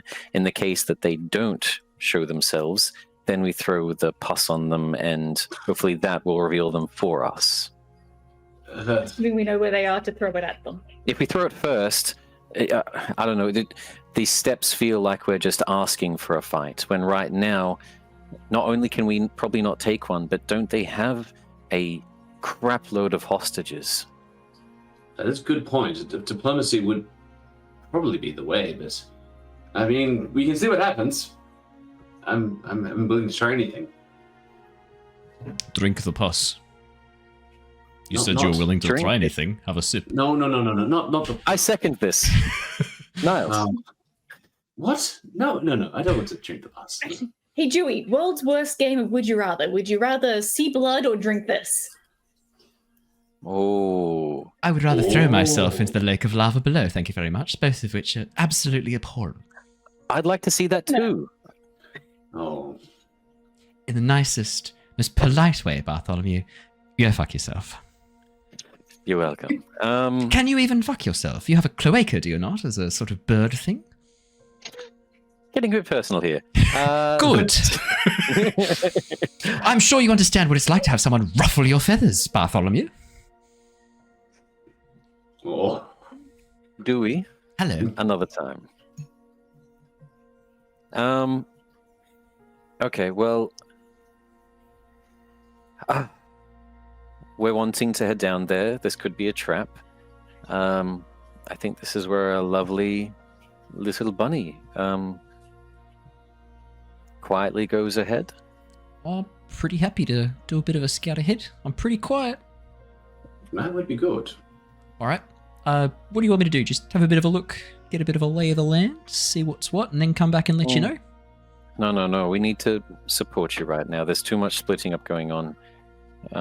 Why don't I climb on top of the little archway there? You lot can head on in and be all big and all over the place, and then if anything goes wrong, I'll pew pew with my fingers, or if you give me that little vial of it's quite an appetizing looking liquid you got there, actually, Lyra. I'll throw that at them as well. Oh, did you want to have a drink then? Oh, I don't want to drink it, but I'm thinking I might be able to sell it as some sort of like, I don't know, like maybe some sort of snake oil. I was thinking as like some sort of like, I was thinking of like some sort of like baldness cure. I know lots of humans would fall for this. They'd probably buy that and rub it on their scalp thinking it'll make their hair regrow. And I can use myself as an example. I can point out how well it's worked for me. I mean, at this point, it'll probably take the skin off. Some people try anything. No, I was hoping that you would come down with us. My main... But be hidden. Yeah, my main want is to hear them ahead of us. You've got the best ears. You came to the right bunny. I can listen out, don't you worry. I can absolutely keep an ear out. 2 ears. Oh. So you travel quietly ahead. I'll sneak ahead of you lot. You lot sort of stomp around a bit. I'll have a listen. If I see anything, I'll make myself known to you. I'll let you know there's something up. But I'll stay hidden from everyone else. Okay. When you let yourself be known to us, it will be quietly and not by shouting at us. I thought I'd pass you a note. Okay. That's very specific, but okay. What, via arrow? Oh, I was going to walk up and just hand it to you. Or leave it on a rock that's visible to you as you walk, but not to people on the other side of the wall. Could you send a message with the stone, maybe? I don't know if that's working. It's not always been reliable. I don't know if we should count on that working. It doesn't always work. Well, you just really want to leave the letter, don't you? Well, I just haven't had a chance to use my ink and parchment yet. Ink and parchment! Yeah.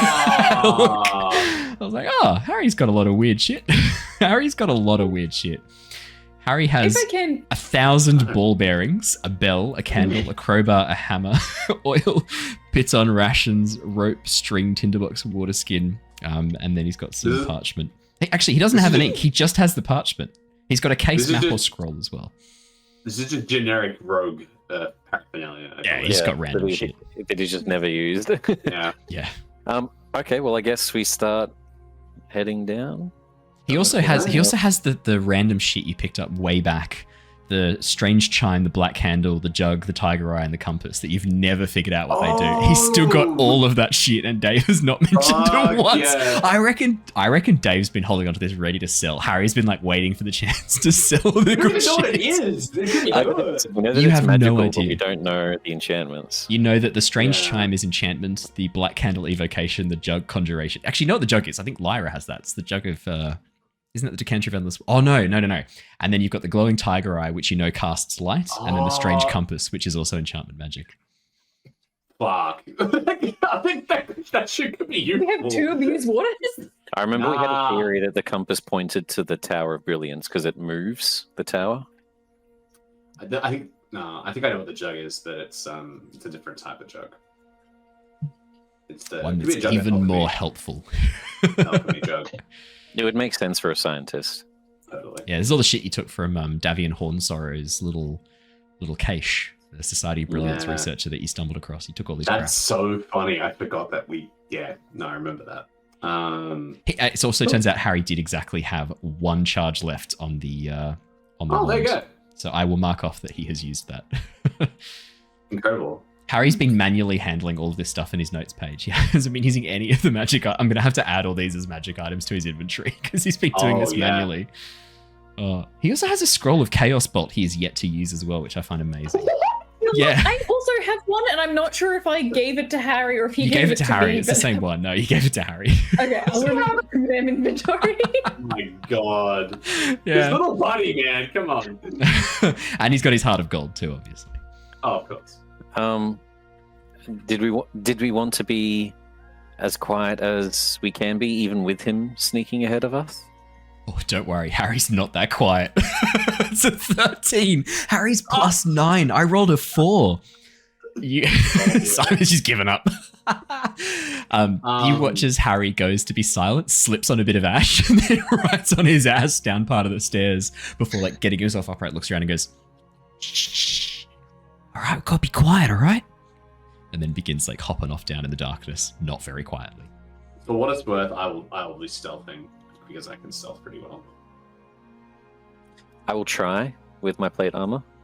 Did you still want me to hang back and if things go bad, I can just run down and join you? I can run pretty quickly when I need to. Fucking kidding me.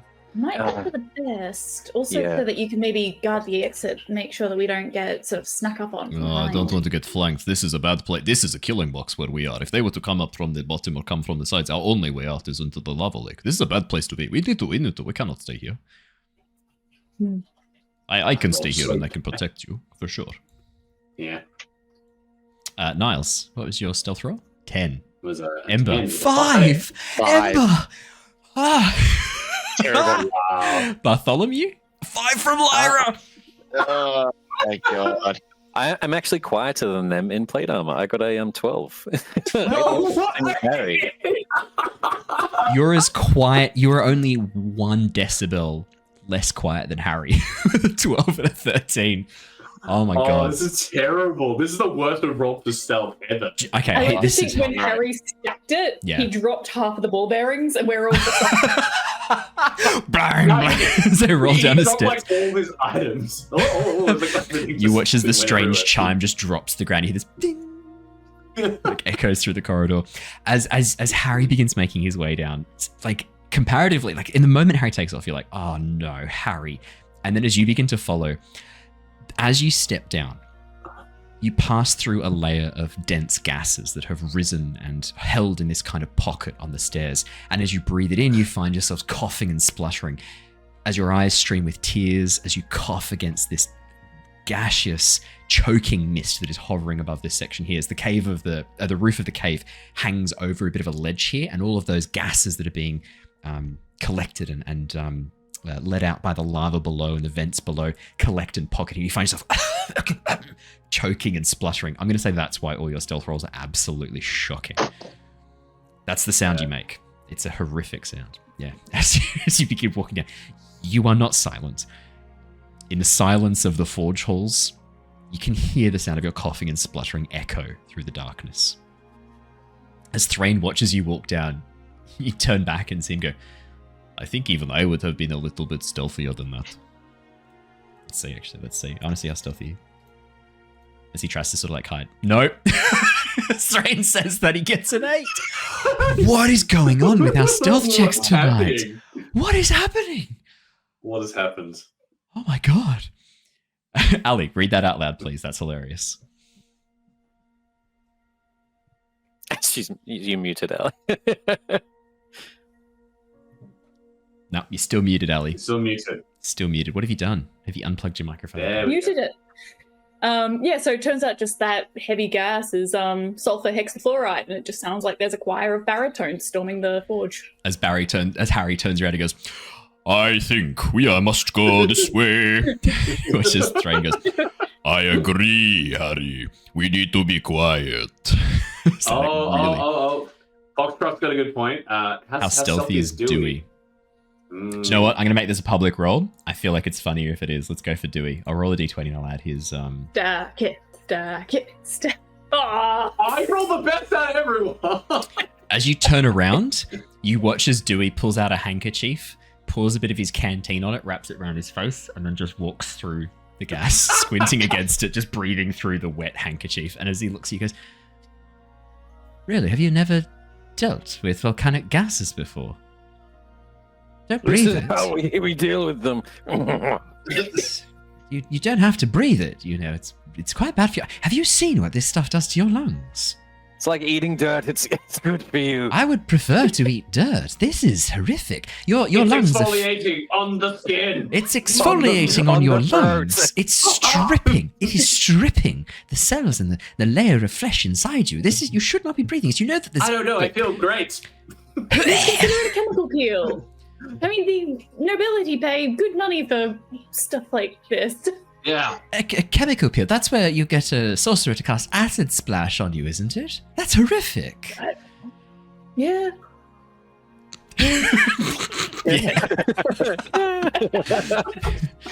Don't do it. Wait, do you have volcanoes in the Feywild, do we? What was that, sorry? You have volcanoes in the Feywild. Oh, gods, no. Where have you been to volcanoes then? Well, the volcano. Why? Well, there was a story there I had to collect, obviously. You're a very strange man, you know that. I would have it no other way. I am unique. Sure. When that came back, were we under a volcano or something? You were underneath the semi-destroyed section of Palin. I don't know if you remember, but the place where they tried to bring Tiamat back was underneath Palin. Palin had been built on top of an old giant ruin, and that's where the portal, massive cave underneath. No volcano, but when you guys arrived there, it was a massive crater, so I can see where you kind of encoded that, Ali. It was, a massive crater down. I'm like, are you there too? Then. You watch as Dewey grows 4 more heads. It was an accurate Dewey, no! As we're walking, I don't want to make eye contact with him. His eyes open up all across his body. I am a messenger from the Fae. Fear me not.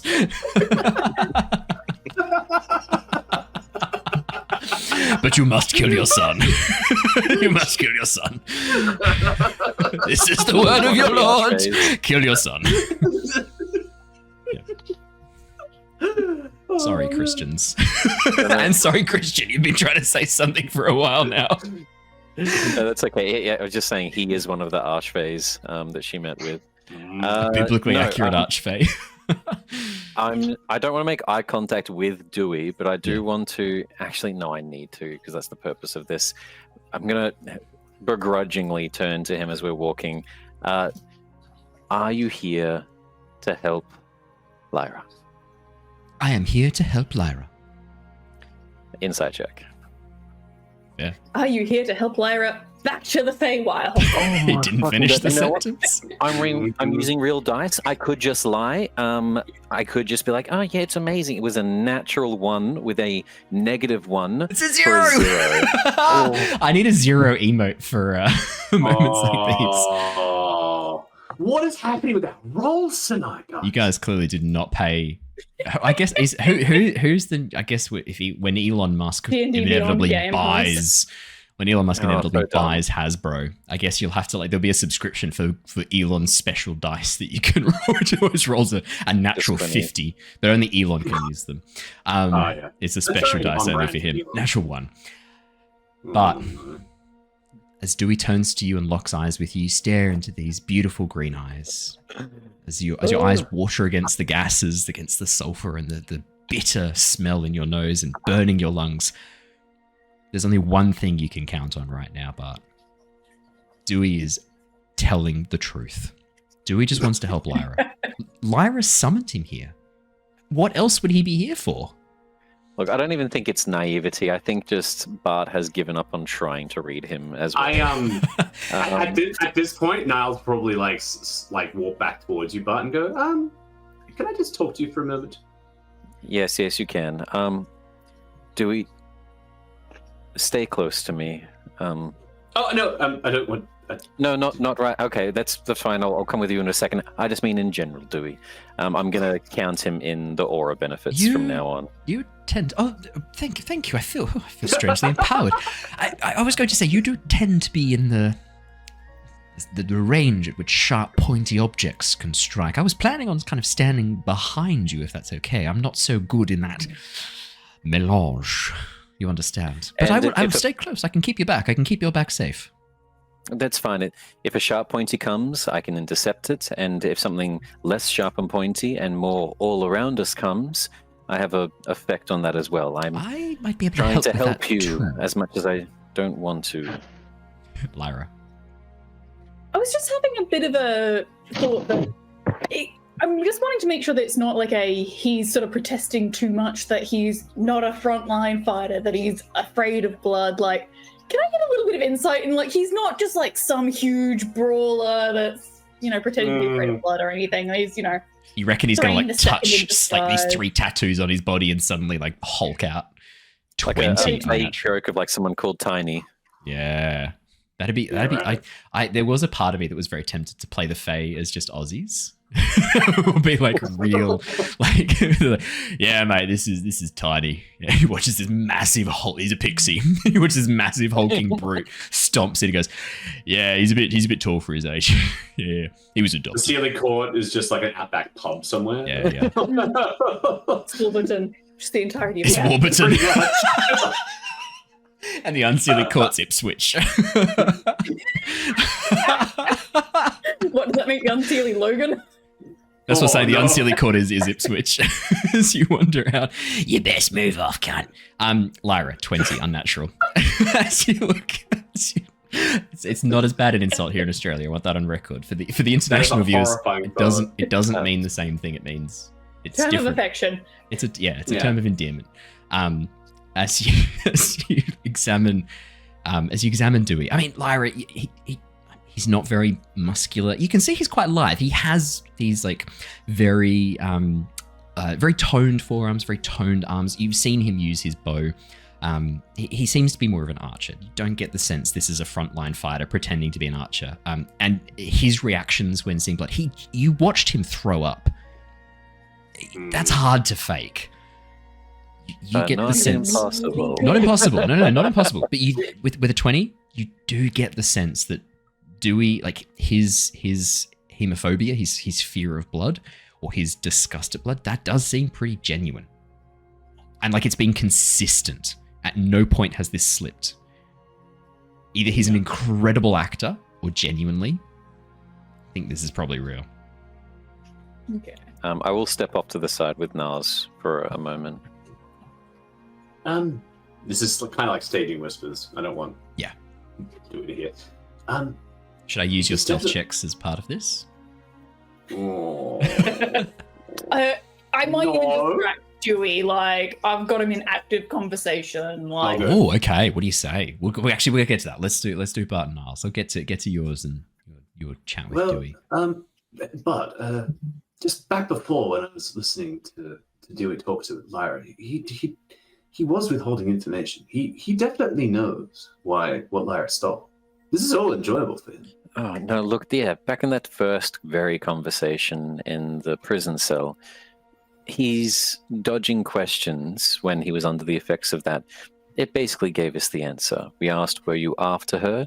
And he said, I'm not after her, or some bullcrap like that. He's basically saying that he is. Or like we said, do you have ill intentions?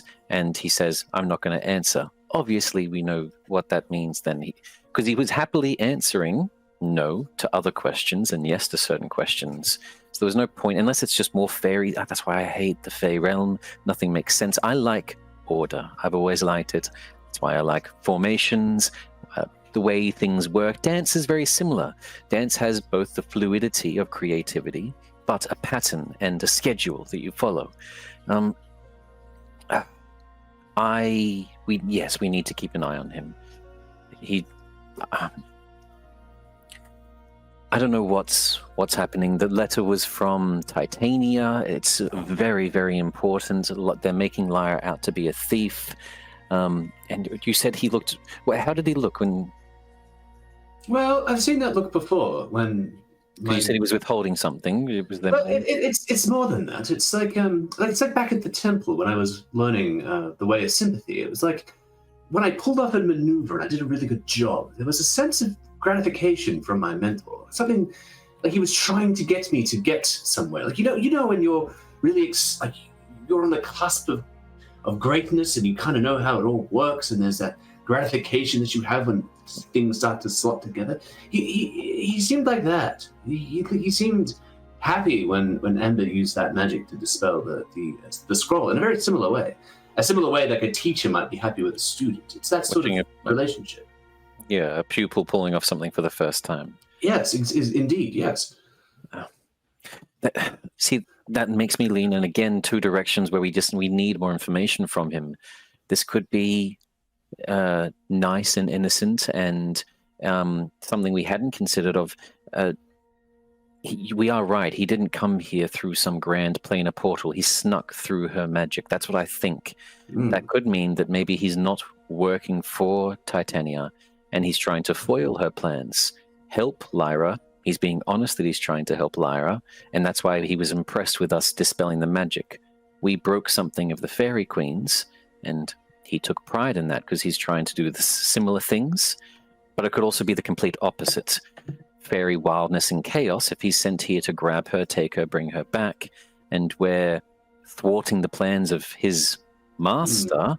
He could have simply just been impressed.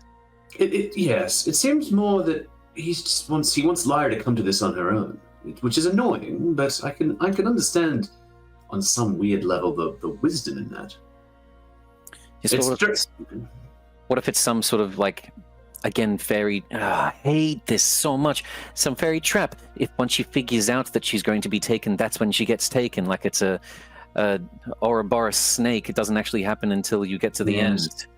I mean, that's the thing. I'm not very familiar with the Fae. I can see it's more on a philosophical mythology. It's like, if Lyra comes to the conclusion on her own, it's kind of like a journey that she takes, and it's like the scroll. Who knows what's going to happen? We really just. But then again, I don't know what the intentions are. Maybe they're nefarious in nature. I don't know. It's hard. We definitely need to watch very closely. I don't. Even if he's got good intentions, the fact that we don't know his intentions unsettles me so much. Yes. Okay. That feels good. I'm glad we're on the same page. As you pull Dewey into a little chat, Lyra, he leans and goes, Have you had an idea? Do you think you know? Have you figured out what you stole? No. You're muted, Alex. Every time I mute it because my keyboard is so fucking loud. So anytime I'm typing. But, Oh my god, you've written a letter. So, Oh. letter. So I was just sort of thinking, when I saw that Harry had it, if I can find a quill from somewhere, or if I can't find a quill and ink, maybe I'll sort of steal one from one of the other party members, and maybe make a shitty ink out of some charcoal, and assuming I don't have ink stashed somewhere. But so the letter I've written is I'm intending to sort of reattach it to that same string that was tied around Kong Chi's neck, and next time he's unsummoned, Dismissed. Yeah. sort of have him take it with him. And so the letter reads, where did it go? Yeah. To the esteemed author of our most recent correspondence, I thank you ever so much for your letter. You can only imagine our shock to find that it was an enchanted parchment. Unfortunately, due to certain circumstances, before it could be read, the active magical effects were lost to us. In terms of your demands to return that which has been stolen, I humbly request further information. Since our last meeting, I have apparently lost much of my memory in the body reacquisition process. Could you perchance be more specific in what it is that you report I have stolen? In addition, for the purposes of planning, how best should this be returned to the rightful owner? Dewey is also currently traveling with us, and I fear he may be stranded on this plane. I greatly wish to avoid conflict with the courts, the realms, and the applicable individuals, and await further correspondence. Kind regards, from Lyra. Nice. And I think she's because at this point, I haven't attached it or anything, and so just as a way to sort of distract Dewey, I'm just, I've sort of pulled it out. It's just sort of quickly sort of written it, and the neatest penmanship I can sort of manage in the Underdark, in the dark, without a table. But and it's hey, sort of, the letter was, apparently penned by Titania, so I'm assuming it's going to Titania, but, I don't know, maybe there's some court shenanigans that it's not actually her, and they've used a false name, I don't know. I'm just trying to cover all my bases. What do you think of this? And then actually just sort of see what his reaction is. You've written a letter of return correspondence to Queen Titania, and you need a way to get it back to her. Oh, I was just going to reattach it to Kong Chi. I mean, I figured if they were managed to put the letter on him in the first place, they must know where he is and then have someone monitoring him. Possibly. I can think of another way to get that back, if you'd like some assistance with the return correspondence. Depending. Is it giving it to you? Is it a spell? May I examine the letter, Lyra? Not the contents. That's not for my eyes. That's for Queen Titania. May I examine the parchment? You have my full explicit permission to read it, should you wish. And hand it completely plain text, face up, over to him. And I'm fully trying to gauge his reaction as he reads through the paragraphs. I also really want to know what his reaction to me mentioning his presence as well. But also, just any other interesting tidbits, it's... Ember, you're there too. If you want to roll an insight check for this, you absolutely can. Lyra and Ember. Oh, yeah? May as well. You may as well. You are right there. Can Kong Chi roll an insight? No. Do I have to re-roll my dirty 20? Do you have to re-roll your dirty 20? Yes, this is a different thing you're specifically looking out for. That's a 17, Ember. Nice. Best We're for me tonight, so yeah. Finally rolling good insights against Dewey. 24! Here we go. You watch as Dewey reads the letter quickly, efficiently, his eyes darting over the page, moving backwards and forwards as he takes in occasionally a little frown crossing his lips, a little smile as he has these very tiny little micro reactions to what he's reading. As he gets to the end of the letter, you watch as he nods and goes, so you're not sure what you're trying to return. You're hoping that there'll be a return correspondence with more information on what it is you think the Fae are agreeing. You see, I originally thought that you had been sent to, either remind me what it is that I'd stolen and then find a way to return it. But, you really don't really seem to understand what it is that, they want from me anyway. So I figured this is probably my next best chance. How else am I going to find out? It's not as if I can whack myself on the head and suddenly magically remember. As you turn towards Dewey, he knows you're playing him. You can see it in his eyes. But he's very willing to play along. Well, as I said, I'm just a humble storyteller. I travel around and hopefully collect and share tales that might guide someone to a realization or maybe just entertain them for a moment. If I were here to somehow guide you to a realization, I couldn't very well come out and say it now, could I? That would be against my modus operandi, my entire function, as it were. If you were to maybe think upon what it is that you took with you when you left the Feywilds, perhaps we could both get what we want. Oh, he's such an asshole. Right?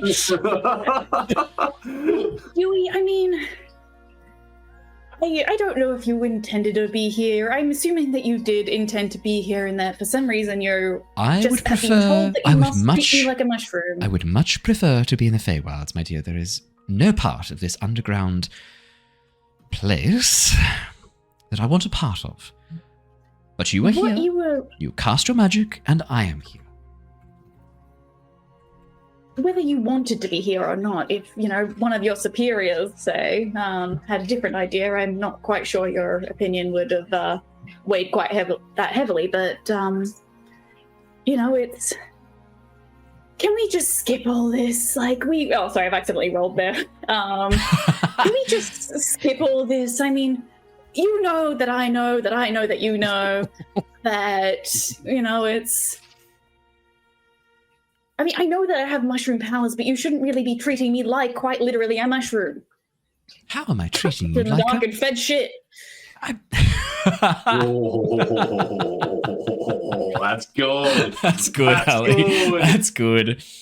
You watch as Dewey pauses, considers for a moment. Can you make me a persuasion check, please, Lyra? Oh. I can try. Ember, you pick up on the same. Is that a natural one? It's a natural one.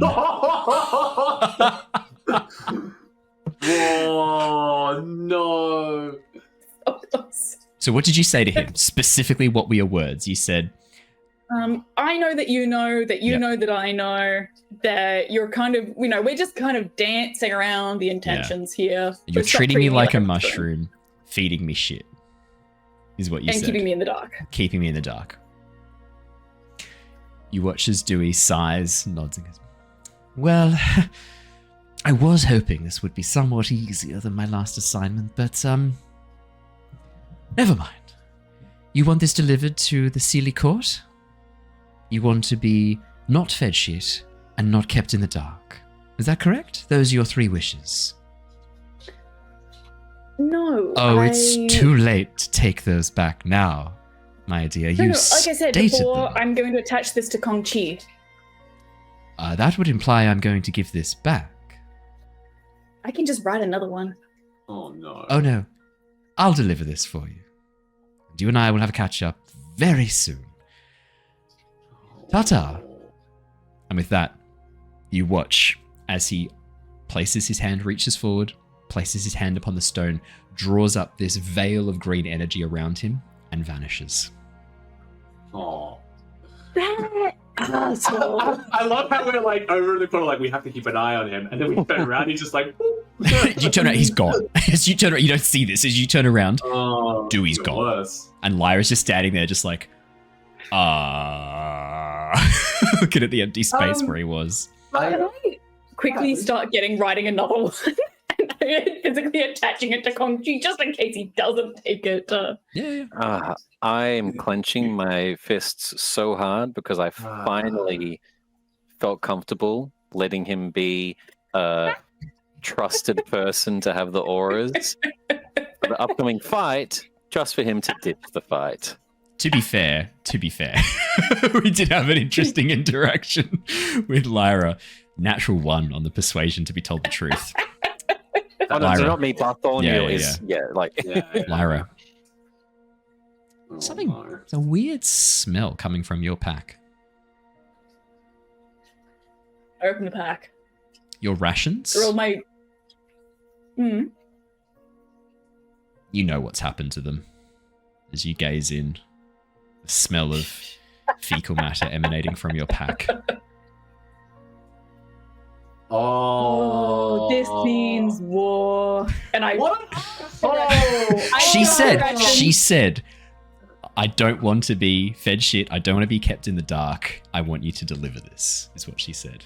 I never said I want you to deliver this. I said I want you to this read delivered. this. Yeah. Do you have feedback? I'm going to give it to Gongqi. I think I did hear you say like I want to deliver this to Queen Tata. There was like a specific. Yeah. You did say. I was like listening out. Tapes. I was listening out for like replay. specific My little back. moments. As you look into your pack, yeah, Oh. your rations are spoiled. Well, I chuck it into the lava. just falls down and vanishes into the magma pool below. Yeah. So, when we get up surface side, guys, who votes we do as much research as we can on how to fuck with the Fae? Just Dewey. I'd be happy with just that. Yes, I'm really starting to question my morals about, harming individuals. That one is beginning to rise on my list. It's quite grating. Yes, I agree. I mean, I don't want to, but Oh, I want to. Very much. I have to push the feeling down, but Obsidian Foot, Dewey. wow. Obsidian Foot's gone, so it's just Dewey now in that hierarchy. Dewey, baby. He dropped the list. I mean, I'm just confused. I was just telling Bart that he definitely knows what you stole. Sorry, I was going to say it, but he was here and it was a bit awkward. He was enjoying that very much, Lyra. He's Fae. They enjoy fucking with people. Yeah. You also said he felt like he looked proud when Ember had dispelled the magic. Yes.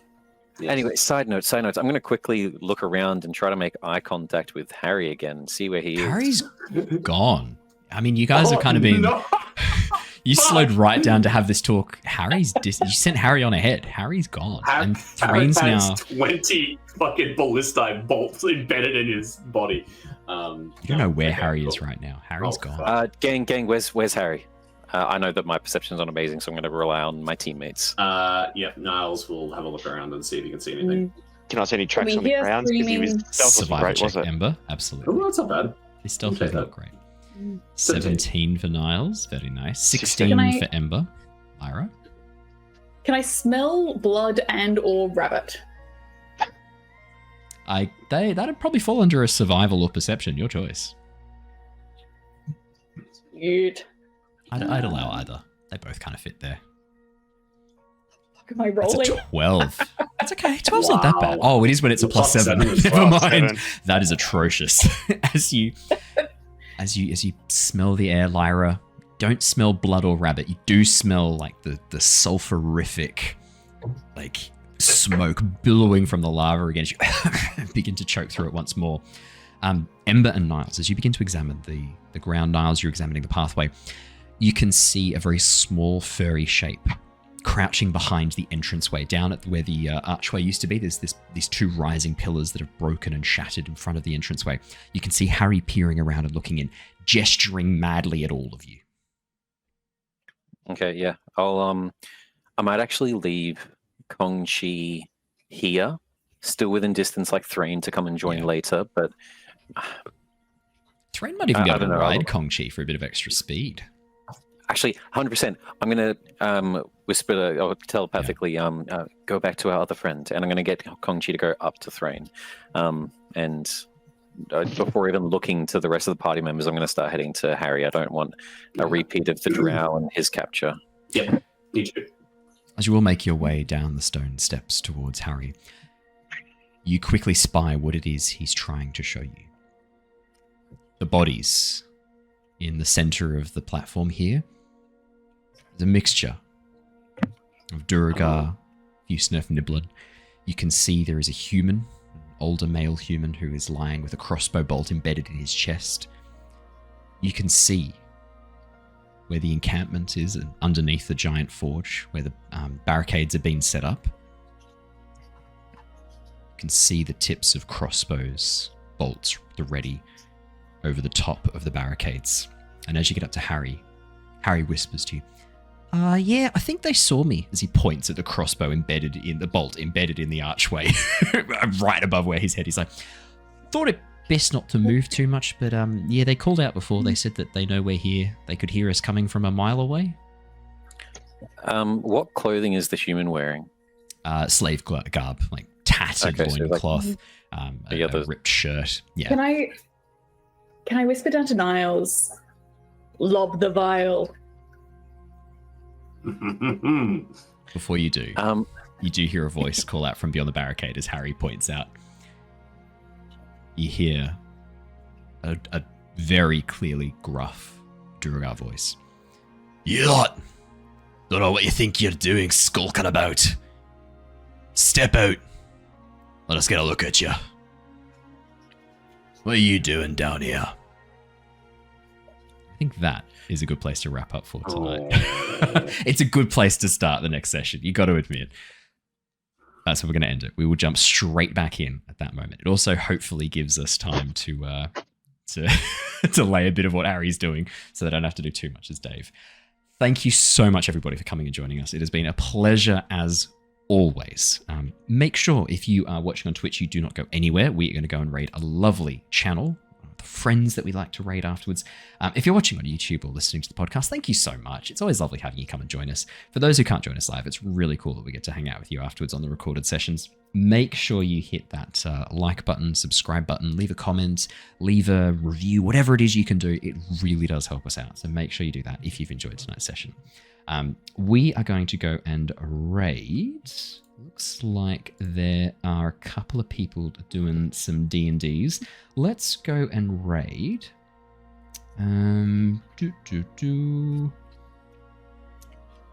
Waterdeep Dragon Heist with the plot hook.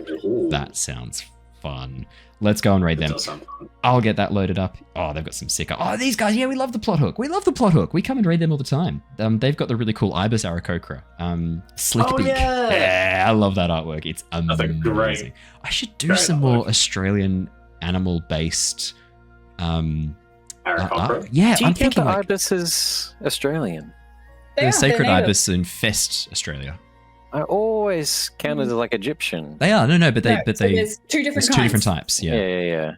I'd think of like Australian, but more like an Aarakocran kookaburra.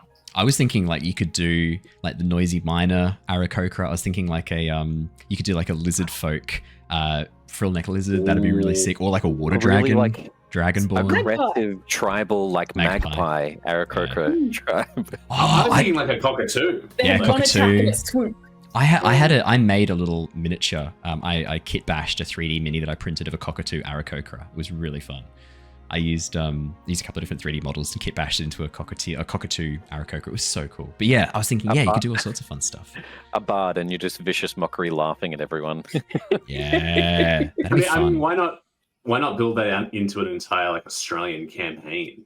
We've talked about this before. I thought that could be really fun. It's definitely something I've considered. Definitely something I've considered. The Warforged is just built out of BB-10s. It's just they all look like Ned Kelly in the armor. Yeah. Oh, even better. To help with the locations and setting, you could simply just do what they did with the Sleeping City on Dimension 20 and just do the magical side of Australia. Yeah, that could be fun to do the Dreamtime. That'd be awesome. Yeah. There's a lot you could do with that. Yowies. Cool. Yeah, I've had a talk about this with a few of the people in the Discord before. It's a really cool concept. All right, everybody, we better rock and roll. Thank you so much for joining us. Stay safe, stay well, and we will see you all again very, very soon. But until then, farewell, everybody. Goodbye. See ya. Bye.